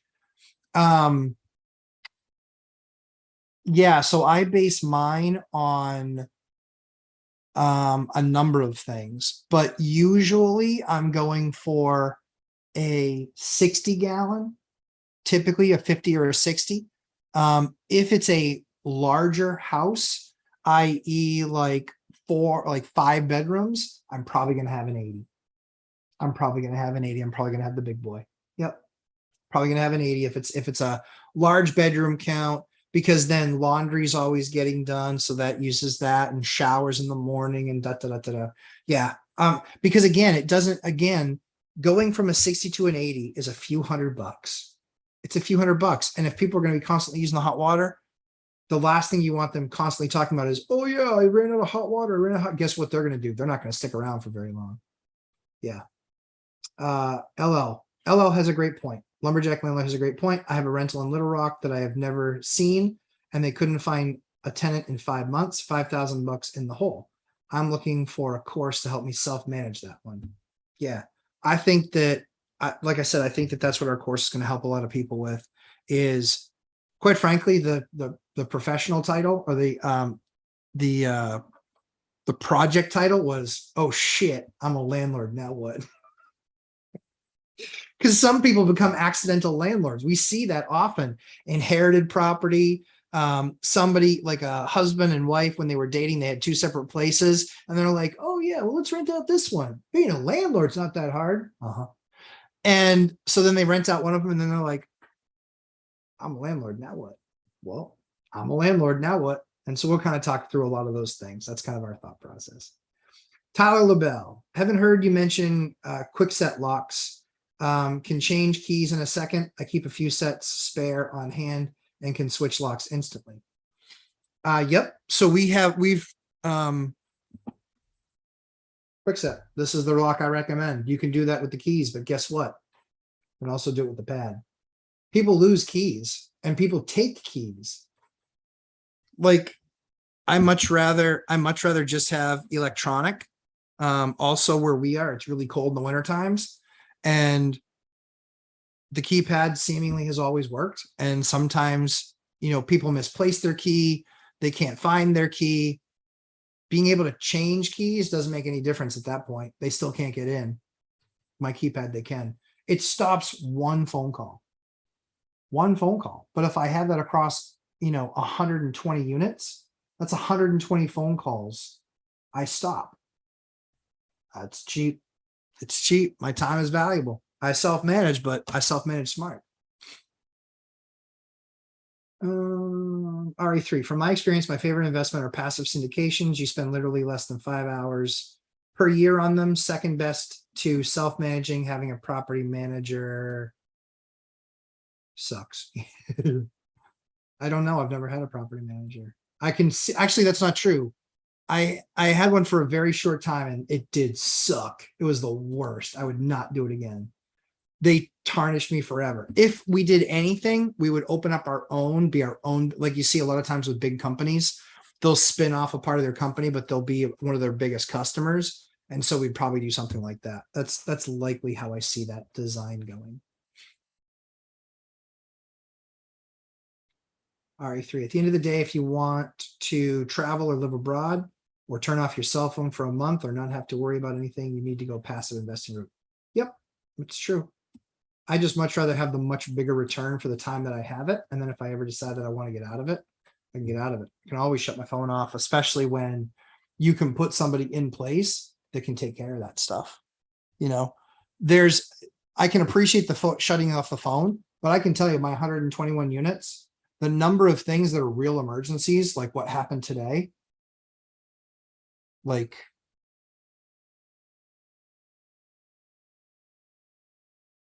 three times a year, maybe with 121 units, just doesn't happen nearly as often as people think. Same thing as property management after like 7 o'clock at night. Yeah, here's what I can tell you. After 7 o'clock at night, because we track it, after 7 o'clock at night, the number of things that we've had to get out of our house or have one of our property guys go take care of since October, twice. It just doesn't happen at the frequency people think. So based on that, if you want to give up a bunch of capital, that's cool. That's your strategy. You make the numbers work. For me, Oh no, honestly. Okay, good. Retracted. You misunderstood. Okay, cool. I wanted to make sure you were good. No, thankfully the naked guy was not dead. Thankfully. That's why I asked. That was my first question. Is he okay? Because I didn't know who it was. My first question was, is he okay? We now confirmed he is okay. They tried to take him in cuffs. We asked that would they not? We weren't pressing any charges. He was a worker. He was supposed to be there. So we made sure that he's basically just going home and getting a night's sleep. And I wanted to have a conversation. And again, this doesn't equal firing. We're just going to have a conversation. I need to know what happened. I want to hear him out. I want to hear what happened. But man, holy cow, that was a Sunday for you.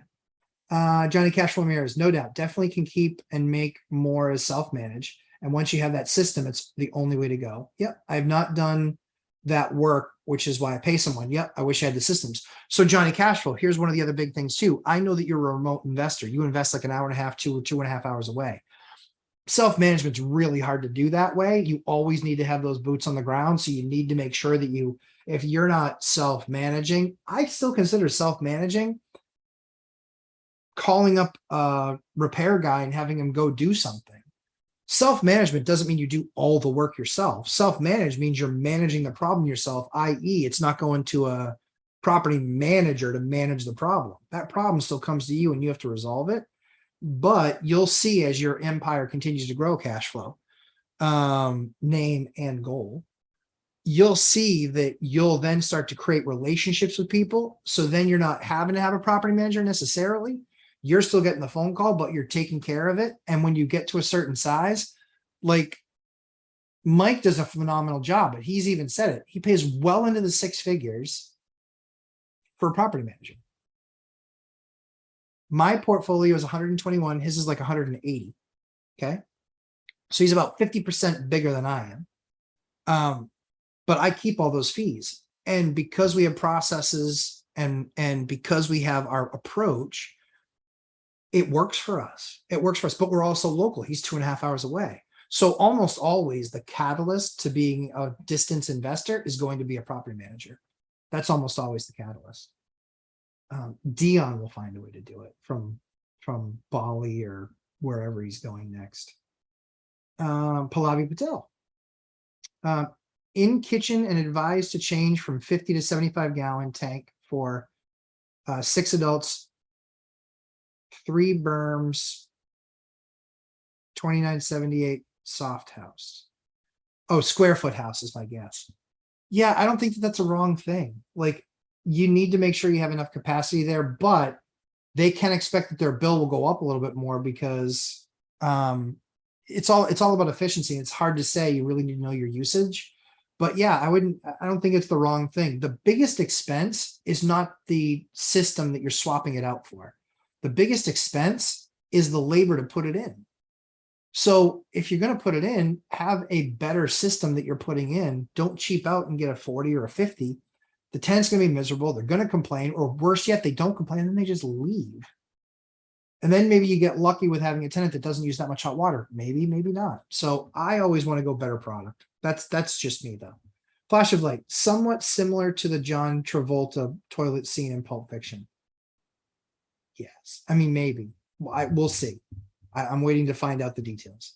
Flash of light, do trade workers seem to have more issues with alcoholism, tardiness caused by personal issues, ghosting you, sleeping on the toilet, etc., versus workers at your day job? Oh yeah, of course. Yeah, it's not even close. Yeah, not even close.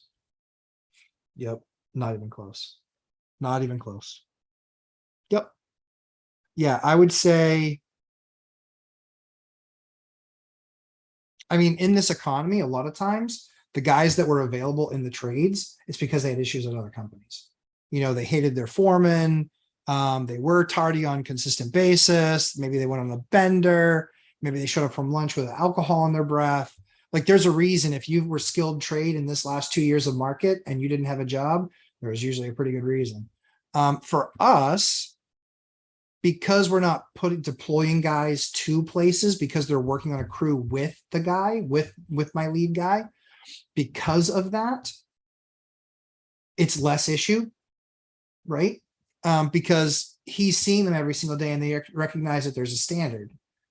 At the same time, too, we recognize people have problems. We want to work with them. Like I said, this guy's not just out of the box getting fired tomorrow. We're going to have a conversation. We have to have a conversation because he has to know that that's not acceptable and that also can't happen again. And so if there's the opportunity to, skip out on Friday afternoon early, like, I'm flexible with my guys because they're not employees, they're 1099s. So he said, yeah, I want to skip out a little bit early on Friday. Okay. All right. Just make sure you get that done tomorrow, please. It's like, I promise you it'll get done. Didn't get done. So now we have to have a conversation just because there wasn't the follow through. The job didn't get done. And at the end of the day, that's the standard that we hold ourselves to. So yeah, versus my day job. Yeah, it's not even, it's not even apples and bowling balls difference. Dion talk financial freedom. A worker who stays so long, he gets so tired that he has to sleep isn't someone you fire. Yep. But the sarcasm level goes to 12. Dion's my dude. That's exactly right. Like, I can see it now in my head, like a keychain that has a toilet on it. Hopefully he's not, maybe he gets a nickname of George Costanza because gets fully stripped down to go to the bathroom. We're gonna, first of all, we want to make sure he's okay. Second of all, we want to have that conversation, make sure it doesn't happen again.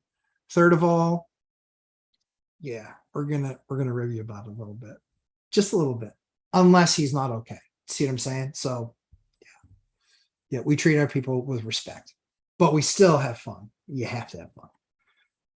Janelle Diaz, morning, Matt. Do you have experience with installing girders? What are you saying, Janelle?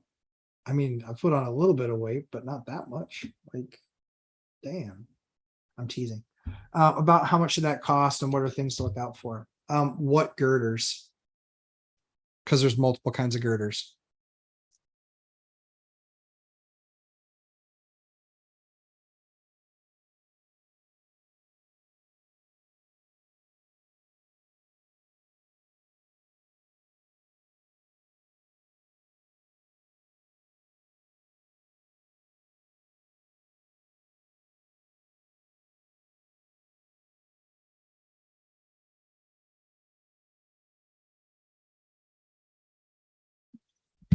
Oh my goodness. God bless him.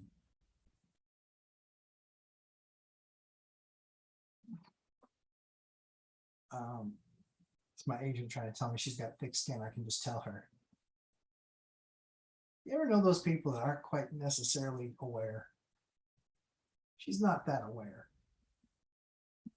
She doesn't have really thick skin she thinks she does. What's that mean? I would never say. Chris Miller, good afternoon, Matt. Hope family's doing well this Sunday. Thank you, Chris. We are doing great. Thank you very much. Happy birthday to your wife. I think that was 2 weeks ago. Keith Hager, honorable discharge veterans can qualify with proper pre-approval. Excellent. Used a VA loan on my second property, going to use it again for my next. I'm a vet, not active. Cool. Chris, but you were active. I think that was RE3's point. RE3, I still self-manage 3 units in Hawaii. What the heck? Using the apartments for COM platform to collect rent. I have been doing it for 12 years, always more than 3,000 miles away.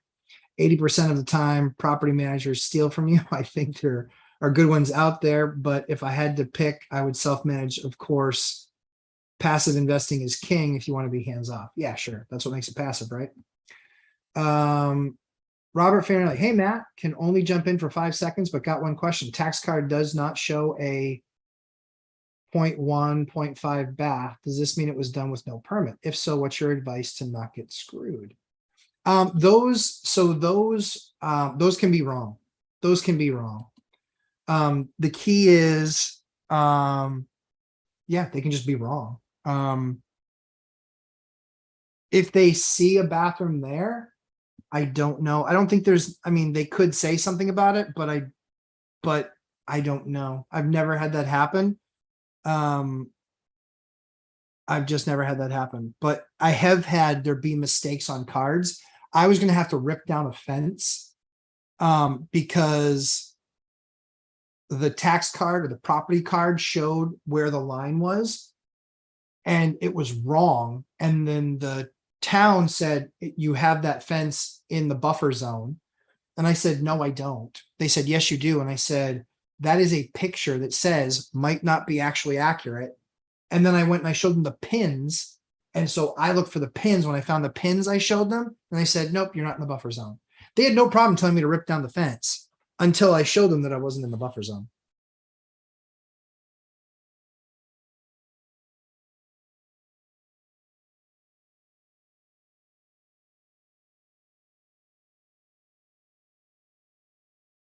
Naked tenant issue.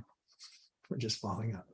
COC said nothing and have to leave. Resume normal viewership in 2 weeks when back from vacation. Enjoy your vacation, my friend. But yeah, I wouldn't sweat that. I would just wait and see what their response is and then respond back to it. I mean, you didn't do it, right? You can show them, hey, this is when I bought the house. Okay, what needs to be permitted that might not have been done. they might charge you the double permit, but again, you weren't the one that did the work. So even if they charge you a double permit to quote unquote permit the work, they might make you redo some stuff, maybe, I don't know, but it's likely not, it's not gonna be anything nuts or crazy or anything like that. Unless stuff doesn't meet code, they can make you bring it up to code. But yeah, you didn't do it, and they're usually pretty understanding about that. Millennium Mike, this stud, great hair, buddy. Great reactions to the videos this morning. Thanks, Mike. Yeah, Mike and I did those reactions to those videos this morning, kind of how not to handle the situation and not to continue to purposely trigger your tenants.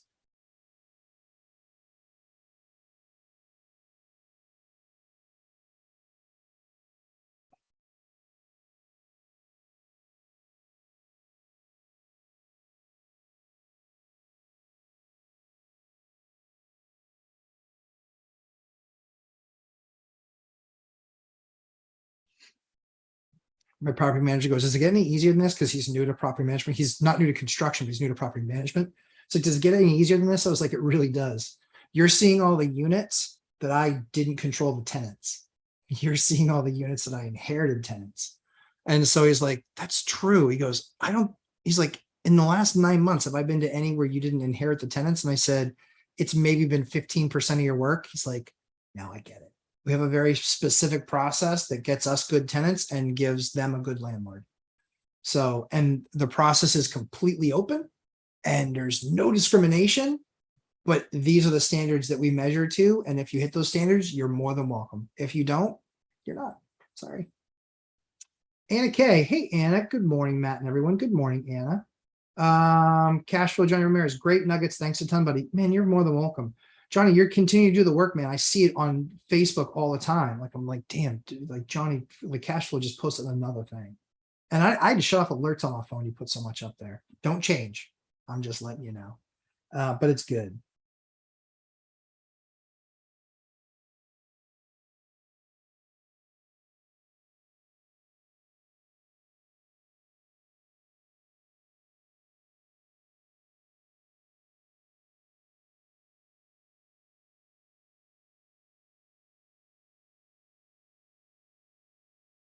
Hold on 1 second. We have an update on the naked toilet guy. Yeah. Pallavi Patel. Sorry, I meant 3 bathrooms, 5 bedrooms. Yeah, that's, dude, you gotta have a 75 or an 80. Yeah, I would not be doing that with anything less than a 75 or an 80. Quite frankly, I wouldn't be doing that size without a combi boiler, some sort of on-demand hot water combi boiler or on-demand hot water. Yeah, coil based. I wouldn't be doing that without that. That's a massive unit with a lot of stuff probably constantly going on. So that's what I would do. Oh,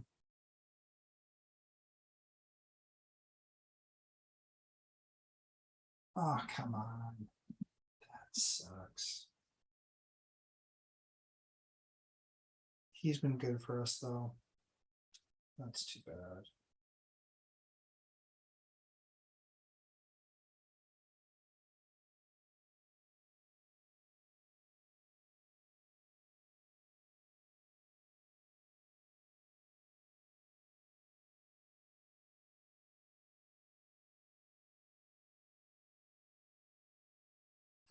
That's too bad.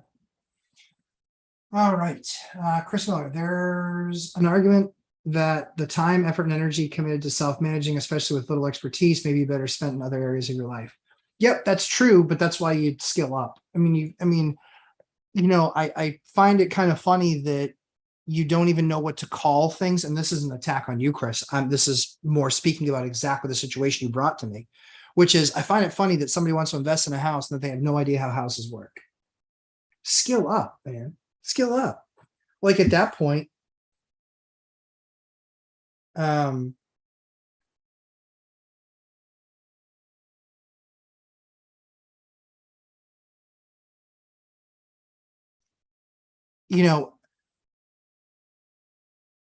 reason why property managers can rip people off is because people are stupid and they don't know what they're talking about and they can't, you guys watch How to Invest all the time, but are you watching what the asset, what's going on with the asset, how the asset works, how, understanding that at all. Like that's where people have to skill up. It's not just on the acquisition side, it's on the management side as well. You can throw it over the fence, but if you don't know how to call out somebody that's like, oh yeah, well, it's a Fetzer valve. Bonus points if you can tell me what movie that's from. Oh yeah, well, it's a Fetzer valve. It's all ball bearings these days, guys. Like you study to show yourself approved. Like you're in this. Do you buy stocks and not look at the company ever and not have any understanding about their balance sheet or what they're doing in the market? No, people are nuts about that stuff. Why do you think a house would be any different? Skill up. Skill up. You don't have to know how to necessarily do all that stuff, but you at least have to have a general understanding of how a house works, right? You can have a general understanding. Chris Miller, again, not pointed at you, but I appreciate you bringing up that point because I think a lot of people miss that. Yes. Matthew Paris, howdy. Hey, Matthew, good afternoon. Good to see you, pal. Chester Williams, love the analogy, apples and bowling balls. Yeah, so use that a lot in my sales career where they're just like, you hear some rep explaining why a deal's not going to happen. I was like, there's nothing to do. There's nothing to do one to do with the other. It's like the difference between apples and bowling balls. There's nothing the same about them. Yeah, it's when people are like apples and oranges. No, it's not apples and oranges. Those are both fruit, generally speaking. It's apples and bowling balls. They're completely different things. Yeah, it's absurd.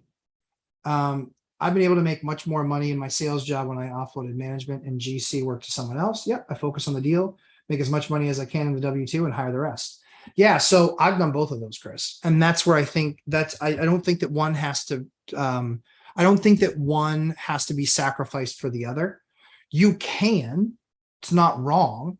All that does is slow your pace. That's all it does. And so for me, that's where, again, that's just, I'm broken. I get it.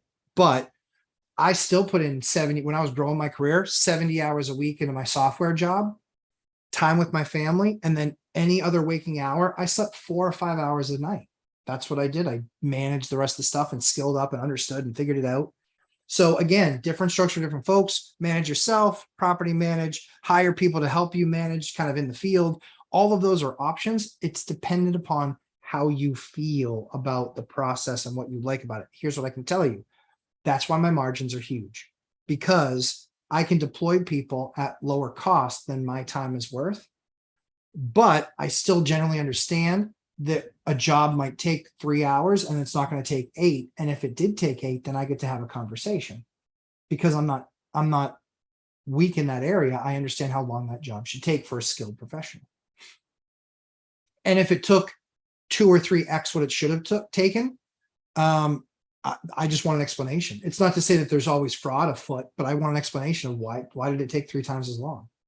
Because sometimes there's an answer for that, sometimes there's not. Janelle, sorry, floor girders. I was hoping so. To help brace and support the subfloors. So are you asking what I would recommend, Janelle? I recommend LVL beams to support those. I love LVLs. They're the best. I would sister existing joists with LVLs. 100%. Jason C., I appreciate you. Thank you. No one should be forced to wear girders in 2022, Matt. I agree. Well said, Jason. Jason, that might be the first thing you've ever said on the channel. Way to make an entrance.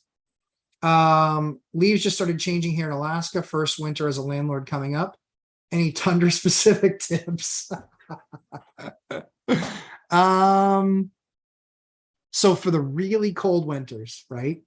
The one thing that you always want to make sure, and it might be worth renting one from Home Depot, is you want to make sure that any pipes on the outside wall, that the wall is perfectly insulated with no drafts. I don't know what basements are like there in Alaska. I know that we have them here. They can be that you can get air into the basement where the basement is cooler. They're old granite block foundations. So a lot of times what we'll do is we'll take like great stuff and we'll put it in the holes and just fill that void. So there's no air movement. Air movement is really what freezes things. So I would put that stuff in. I would also, if you see any pipes that are like that, I would make sure that you heat tape them. Yep, I would make sure that you heat tape them. Those are the big things, but I would rent the FLIR camera from Home Depot. I would take a look and I would shoot everything and make sure that you have no voids in the walls when it comes to insulation. That's the big thing. Because, you know, if that furnace never shuts off because it's low heat, or who knows, likely that would have been a problem you would have known about before, like from the existing tenant.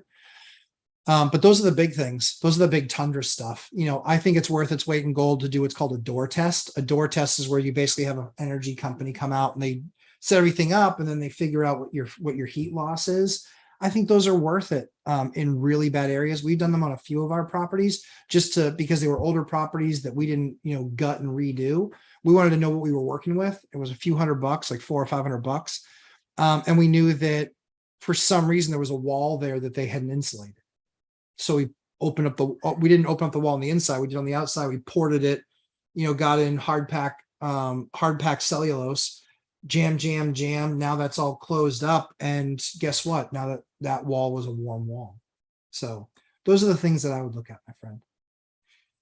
Chester Williams, Lumberjack Landlord, and at Dion Talk Financial Freedom. Does Zuber have a deep dive scheduled for hands-on self-management? I know I'd asked about having Rylas Dana for probate and estate sales. So he's talked about it a little bit. I think that Deanna and I would probably be the ones invited doing that. So yeah, we'd probably cover some of those things, but honestly, there's no way to cover the amount of self-management things that I've done over 20 years. That's why it has to be a course, because there's something about everything. There's the housing envelope, the roof, the chimney, the heating systems, the electrical, you know, a location of washer and dryer. There's just it's a ton of data. So an hour and a half is never going to work. Sadly, I'm going to be a personal administrator for an estate sale. Sorry to hear that. Yeah, I understand that. Yep. RE3, Phil, I lived in Fairbanks for 3 years. Winters weren't fun. Yeah, I can imagine. Yeah, I had friends that lived up in that Anchorage, and they were just like, dude, it's brutal here. I can imagine. Julie Anderson, toilet guy definitely needs a good nickname like Toilet Bob for life. Yeah, whoosh. First, we got to make sure he's okay. Then we'll have a conversation. But yeah, if he's okay, then we all need to, yeah. We will. It's a job site. We all have fun with each other. They have fun with me, and I own the company. So it's all good. Jess Williams, Mr. John. It's awesome. That's perfect. That's the best. RE3, I tend to agree. It starts with self-managing. When you hit more than 10 units, it needs to be a business or else you will fail. Sure. But when you have to figure out if you want to be a landlord in the landlording business, yep, and it's probably not for most, sure.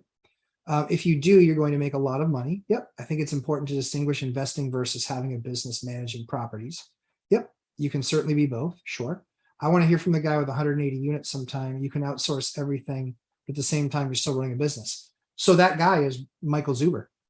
That's Michael Zuber. You can watch him one rental at a time. He gets a daily spreadsheet from his property manager, but they have a really good business relationship. He's been with them for 10 years. So yeah, he talks about it all the time. That's what he does. It's in his course too. One rental all the time. Chester Williams at Millennial Mike. Do you have out-of-state properties, right? Yep, he does. Has Zuber mentioned anything to you about being an expert to a deep dive to discuss out-of-state property ownership? I think they have. Yeah. Jason C, remember to have your flux capacitor serviced every 2 years. Good, but not the right movie. Close though. That time frame. Chester Williams at Jason C. Pallavi Patel also would like to know, what can we do to prevent calcium deposits, as we're in Illinois and have hard water problems through where we get corrosion or rusty brown water problem either. Yeah, so that, just so you know, that happens here too, because we have very hard water here. The only thing you can do is you can do a filtration system, and that's kind of expensive, but you can do it. You can do it, but it's a filtration system. Yeah, so you get a filtration system, and those can range anywhere from like $500 up to about $4,000. Yeah.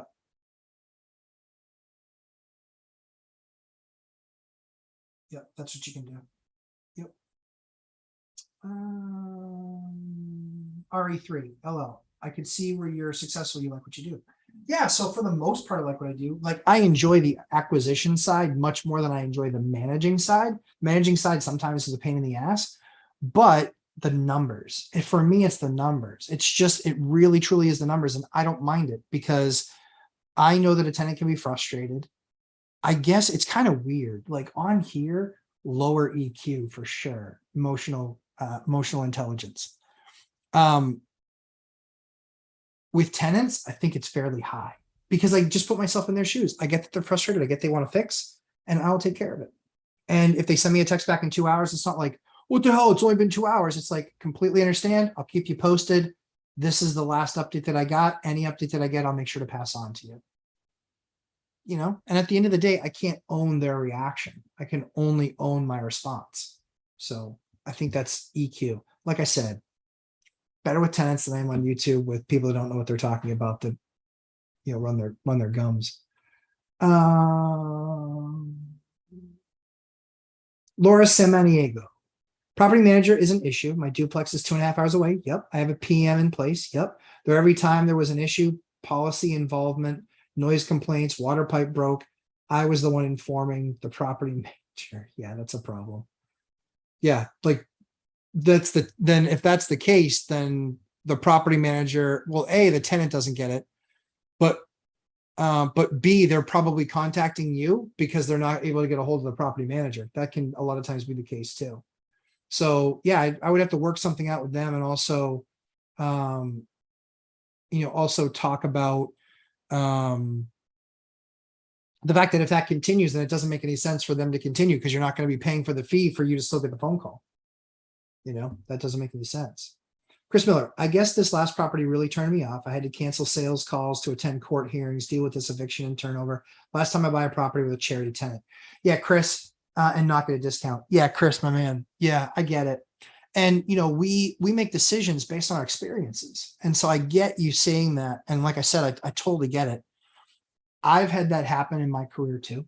I have had that happen in my career too, where I had to take days off to spend the day doing the court hearing that then they decide that jerk to tenants decide to blow off. So I completely get that. I would tell you this. That is absolutely, unless you're a bad landlord, I'm going to throw it out there, and I know you're not. That's why I say it. Unless you're a bad landlord and when you make that acquisition, you inherited that tenant. They were a problem. You got rid of them. Your other tenants aren't like that. Your other tenants you hadn't had to go through that issue with.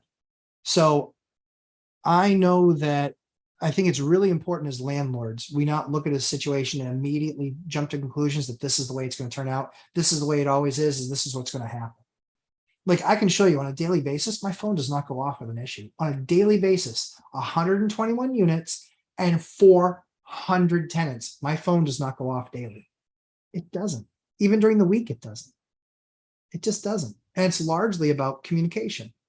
We tell the tenant, this is what's happening, and this is when somebody's going to be there, and then they're there at that time. And if they're not, we adjust, or we have our property guy adjust and let them know, hey, I'm not going to be there today, but I'm going to be there tomorrow because I ran into an emergency. It's just communication, it really is. And so a lot of our tenants are very, very happy. One of the things that we're doing is we want to do even better, is we believe we can even have even better communication through our property management system, which basically will notify the tenant, hey, this was delayed till tomorrow. They actually see the note, and that way it can all be done right through the system, and they have their own portal. They get an email that says it was from us and with exactly what's going on. That way they don't even have to call and ask. But again, a lot of our properties, we go in, we do the right thing. We make them right before people move in. So it's not something like the most calls that I get right now are from the units that I inherited.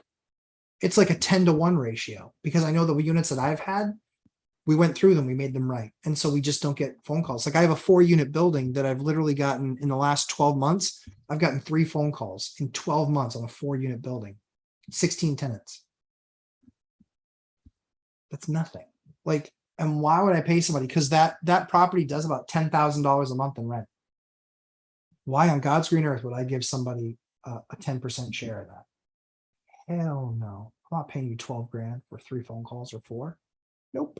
Nope. I'll take the calls myself. So Chris, I understand completely where you're at. You hit the nail on the head. Do not, and you need to get a discount if you're getting that charity tenant, but also know in the beginning, hey, this one I'm going to spend some more time on because I'm going to have to take care of this charity tenant and make sure that we get on through the process.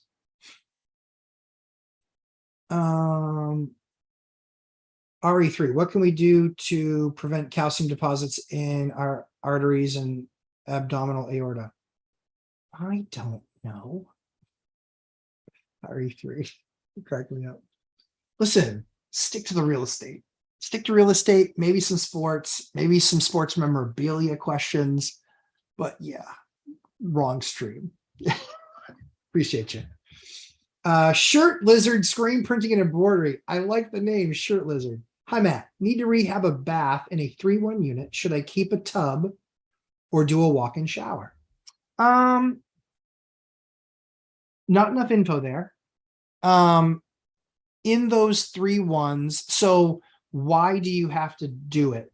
Is it what's the reason? So what's the reason that you believe that you have to do a bath in the 3-1 unit? Because then I'll be able to tell you. I'll be able to give you more information to consider. Pallavi Patel, thank you, Matt, for attending to my questions. You are very welcome, Pallavi. I appreciate you coming and showing up and hanging out with me.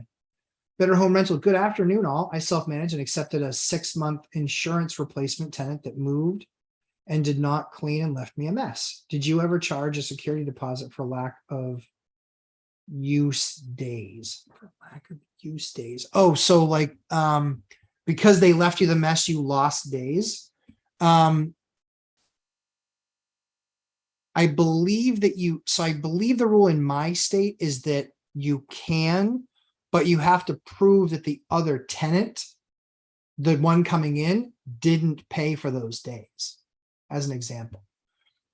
So like if you didn't have somebody coming in on the 1st, let's say you had somebody coming in on the 1st and they had to delay their move, I would likely do something for the tenant, whether I got reimbursed for it or not, but I would certainly hit the other person for that. I have on my lease that you move out the 5 p.m. on the 31st or 30th, the last day of the month, and you leave at 5 p.m., that everything's to be gone. And if we go over there and everything's not gone, we just say, okay, and we take pictures because that's when the lease is over, 5 p.m. that day. And then the next day, like that's where we have people going in the next day and cleaning up and doing blah, blah, blah, and whatever. So that way the next tenant isn't moving in until we have a 12 o'clock or a 1, kind of like a hotel, 12 o'clock or a 1 p.m. move-in time. That way we can start at 7 a.m., work 5-6 hours and get pretty much anything done. If it's past that, then it's just stuff that's, reduced from their deposit because of the work that needs to be done. But as far as lost days, I don't think I'm trying to think. I don't know that I've had lost days. I've paid people to leave early so I could have time to do more work. So I've done that. I don't know about lost days.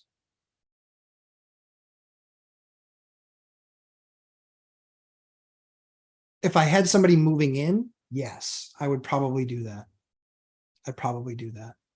But you have to show that the existing tenant, the one moving in, didn't pay for those days. So you can't double dip. You have to show there was an actual loss. Rob, self-managed versus not is what we call a high quality problem. 100%. Totally agree with you, Rob. Yep. Christopher Fitzgerald. I am 1 hour and 45 minutes behind and old retired people get sick. Sorry, Dion. Oh, yeah. Laura Samaniego, tenants were not contacting me. I found out the issues by driving by once a month and having neighbors and other tenants approaching me. Yeah, in that case, fire them. Yep. Sit down, have a review, and fire them without a doubt. Before you fire them, which they clearly are bad at their job, I would be interviewing some other ones and actually ask them, how would you handle this scenario? The exact scenario that you're going through. How would you handle that scenario? Because they'll be like, well, I mean, that's never happened. Okay, let's just say it did. Would you reimburse me the fees if these people are all contacting me and telling me what's going on and you aren't doing your job? The one that says, absolutely. Say, sounds great. Let's draft up a contract. Let's do it. That's what it comes down to. There has to be financial accountability for someone not doing their job. It's just that simple. In my job, you have 60 days, 6 months. If you had a bad fiscal quarter, you better have a good quarter that next quarter. Because if it's worse than that previous quarter, I got news for you. You are likely going on what's called a PIP, a performance improvement plan. If your performance does not improve per the plan, hasta lasagna, don't get any on you, you're gone. So I spent my entire 25-year career with that level of pressure. So thankfully, in 25 years, I have never been pipped once. Thank God. RE3, fire them like Donald Trump. You're fired. You're fired. You're fired. I love it. Yeah. I mean, yeah, fire them. Fire them. Better Home Rental, you're very welcome. Yeah. Yeah, that's how I fired the firm that I was with. I was like, why do I need you except for ripping me off? I can get ripped off by anybody. Why should it be you that gets to rip me off? I'm not sure I understand. I'll use smaller words. You're screwing me. Better? Why are my tenants calling me and you're the property manager? Why are they telling me that they placed 3 calls and that they haven't gotten a call back? Did they place all 3 calls within an hour?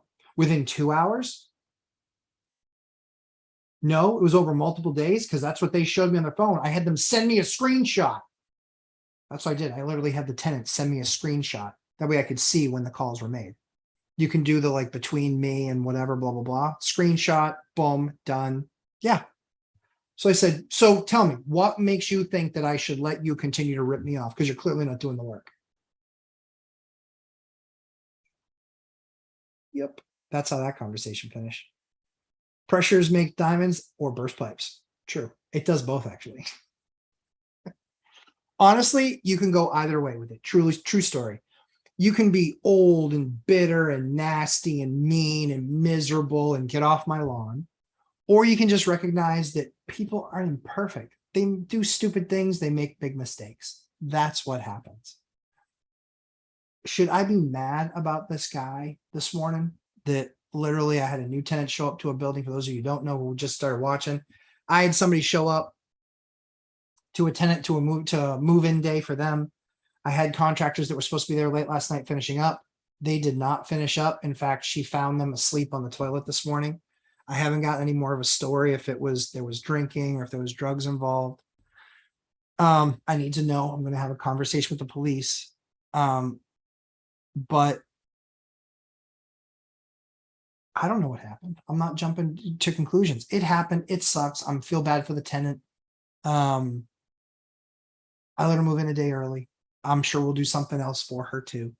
But yeah, like, listen, handle life with joy. We are all much better off than so many other people. When you're a landlord, you're much better off. You're creating a financial future for yourselves and for your family. People are stupid. People don't care. People do the wrong thing. You even are a person that does those things sometimes. So if it happens, a little bit of grace, we'll work with it. It's what happens. Such is life. You know, there's people that you wait until you see my reaction video today for some stuff that some other landlords went through. Yeah. I mean, I've had all that stuff happen to me. I've had some horrible, nasty things done to me as a landlord.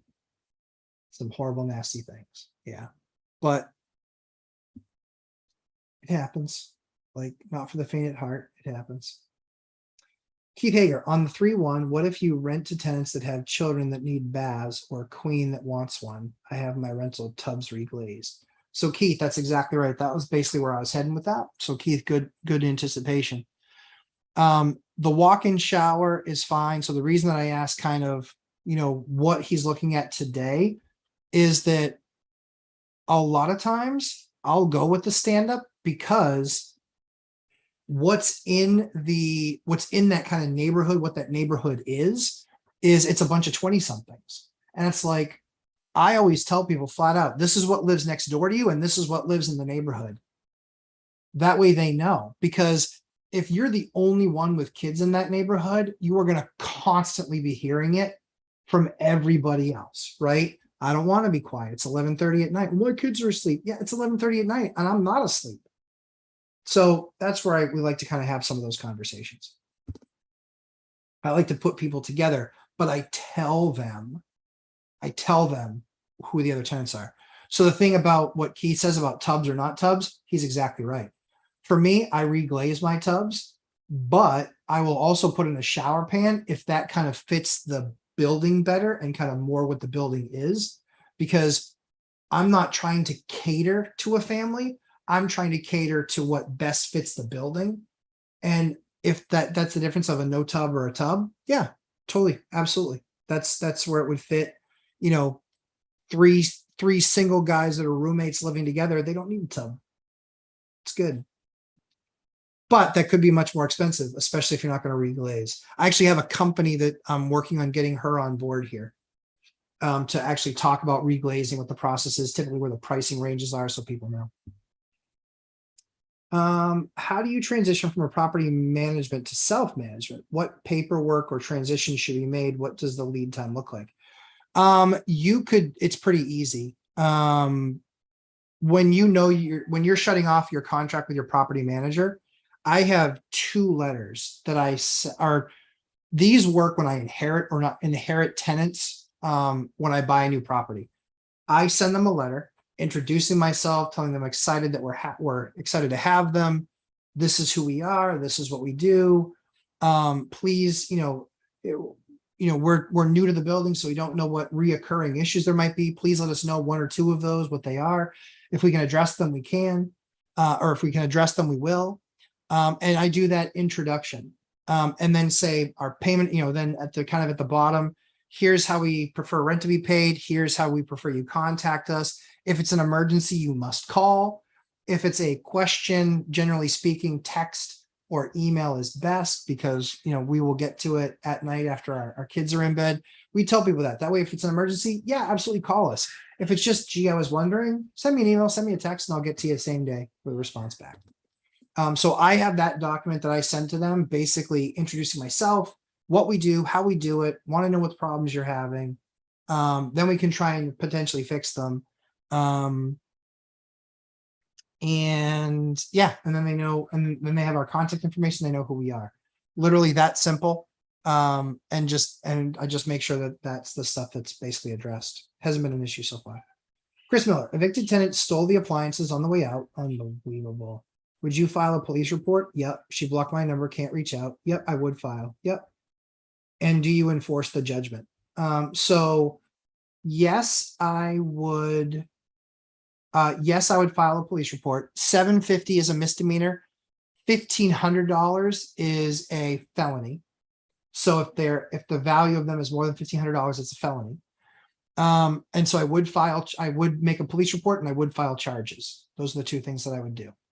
Because you can always drop the charges. But those are the 2 things I would do. The third thing is, do I enforce judgment?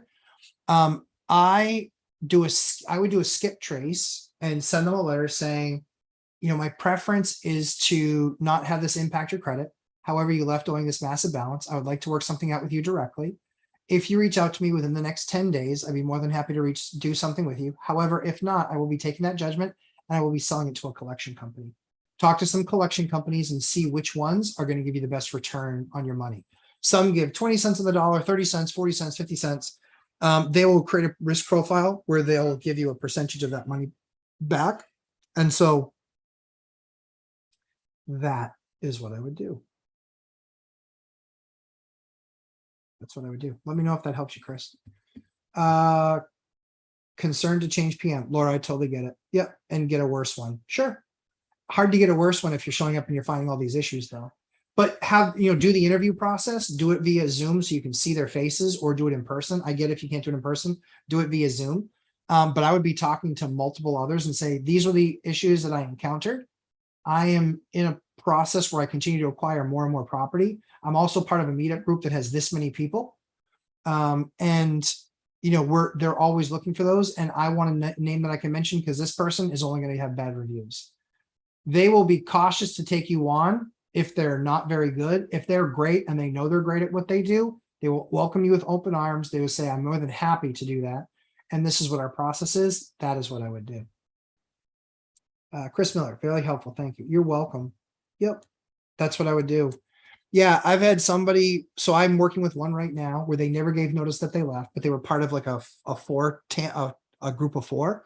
The 3 guys never let me know that he left. This 4th guy left. He left and he's like, I don't owe you any more money. I left 3 months ago. You didn't give me any notice. Who says I have to? If you want to stop paying me rent, you have to. Legal statute. It's like, well, you can talk to a paralegal. I'll talk to a paralegal. Do they know New Hampshire law? Gonna shred you. Like, this isn't even like, you pay the money. And if you don't pay the money, I'm gonna take you to court. And then you have to drive up from where you are in New Jersey. You have to drive up here to go to court and defend yourself. And your defense is, oh, I don't have to. Okay, I'd love that defense. Bring it in the courtroom. Knock yourself out. And then I'll have you pay for my attorney fees too. We'll call that the stupid fee. I don't have to. Okay, then don't. But then don't be mad when you get a bill. You're gonna get a bill. Like, you have a responsibility as a tenant. Come on, man. Had no idea you can sell it to a collection company. Yeah, you can. Yep. So some of them you can literally sell the debt to, where they'll look at it and say, oh, it's $5,000. We'll give you $500 for it. Some of them do that. Others of them don't do it that way, but they actually say, when we get payments, we will pay you X percentage of it. So there's 2 different kinds out there. So just look and see what their model is. For me, my feeling is I'd probably not take the chunk. I'd probably take the fees. For me, we had, I think we've only done it a couple times. It's not a regular thing for us. So I don't know if the rules have changed, but that's what we did. We got one where we got some of the money. We got one where, having the conversation with the collection company, they made one phone call. The guy called me back and said, I'll pay it off in full. I said, probably a good idea. Probably a good idea. He couldn't afford to have his credit wrecked. I didn't want to wreck his credit. I just wanted to pay his bill, and he wasn't going to get one over on us. He ran up the bill. You got to pay for it. All right, guys, we've got a few more minutes left. I'm probably going to call it a day at 2:00 today, so I can go hang out with the kids and do some stuff, and also talk to Ashley because I can't wait to hear what the update is on this craziness. Then you'll see a video this week from me and Millennial Mike talking about landlord reactions. You will see the product reviews this week because I have all the product in-house. I'm looking for it, but I do have it in-house in my studio. The new studio is under construction. I'm hoping the new studio is done in the next, probably by the end of the month. I hope we're done. So yeah, we'll see. Bath is very dated, needs new life. Are tubs more desirable or a walk-in shower? Tubs are more desirable. Yep. Tubs are more desirable for the future purchaser of your building because it gives them more flexibility. Let's put it this way. 3 bachelors or bachelorettes can use a tub and take a shower. 3 kids can't. 3 kids can't. So that immediately takes you out of that market and being able to market those people. So I always, unless it really fits the different dynamic in the market, I will reglaze, refinish the tub. And I have somebody that's going to be on the channel this week to talk to you about what that process is, ballpark what the costs are, because that's something that we do with them probably 3 or 4 times a year. She is amazing. She is awesome. She's actually one of my tenants. She was one of my tenants. She started working in this job. She actually got me a good deal. So we started using them. She's brought in thousands, tens of thousands of dollars of business. So she's amazing. Thank you as always, Matt. Want to hear more about the Mr. John saga? Yeah, I know. I'll definitely update you guys on that.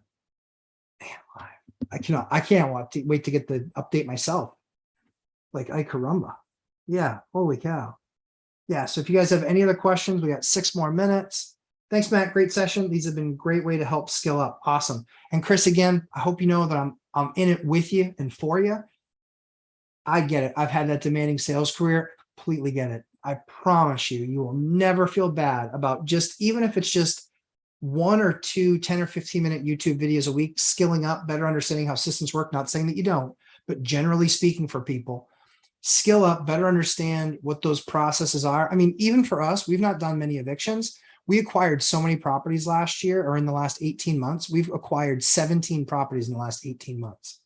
We have some tenants that I know why the landlord sold the building. They're getting rid of them. They wanted to get rid, they were getting rid of the building. They were getting rid of the tenants, not the building. I see it now. And there's some of those that are like that.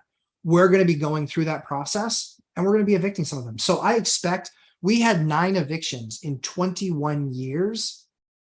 We are likely that number is going up at least 50% in the next 90 days, because there are tenants that don't want to pay. Or if they want to pay, they think that that entitles them to something that it doesn't, and they're going to be belligerent on the phone with me. I don't deal with belligerent. We don't need to. We don't need to. We can find a way and a common place to say it's time to move on.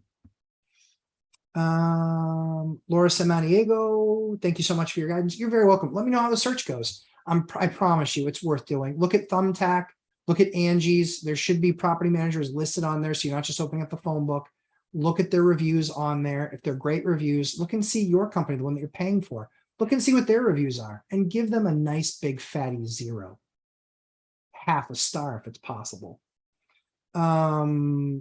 Chris Miller, only been in it for a year. Yeah, probably with my job, as I sell 2 physicians and usually am in the operating room for 5 or 6 hours at a time. Can't take calls or solve problems during the day. Totally get that. Yeah, I totally get that, man. Totally get that.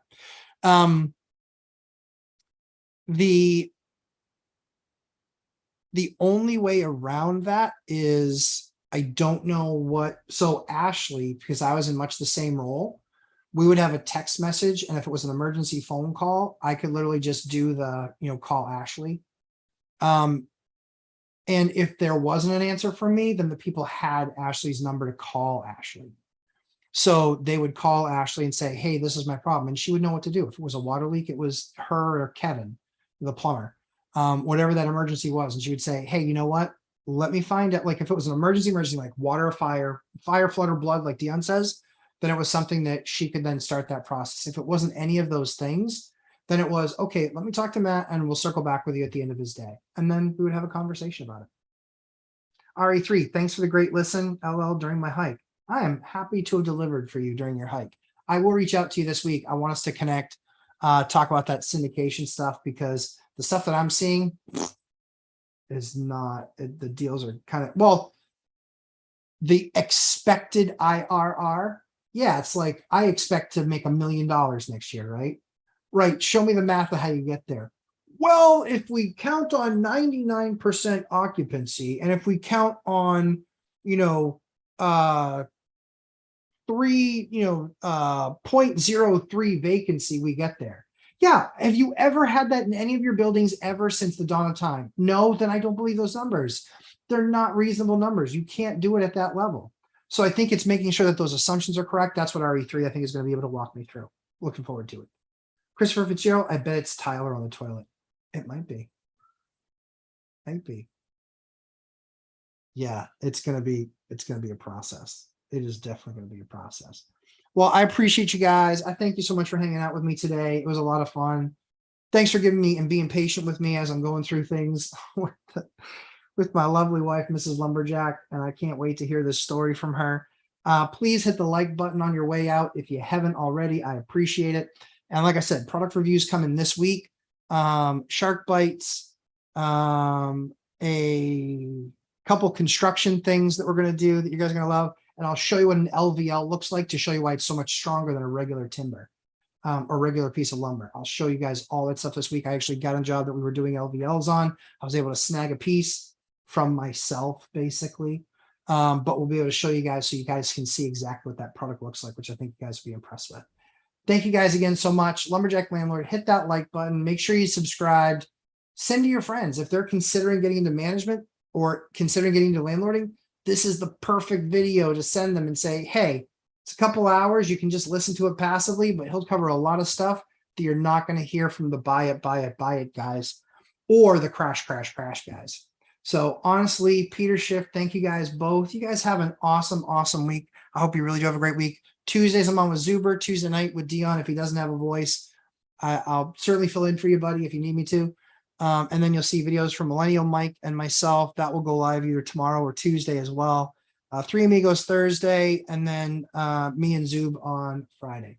Thank you guys all so very much. I appreciate you. Great hanging out with you guys as always. Have a fantastic, fantastic week. Take care, everybody.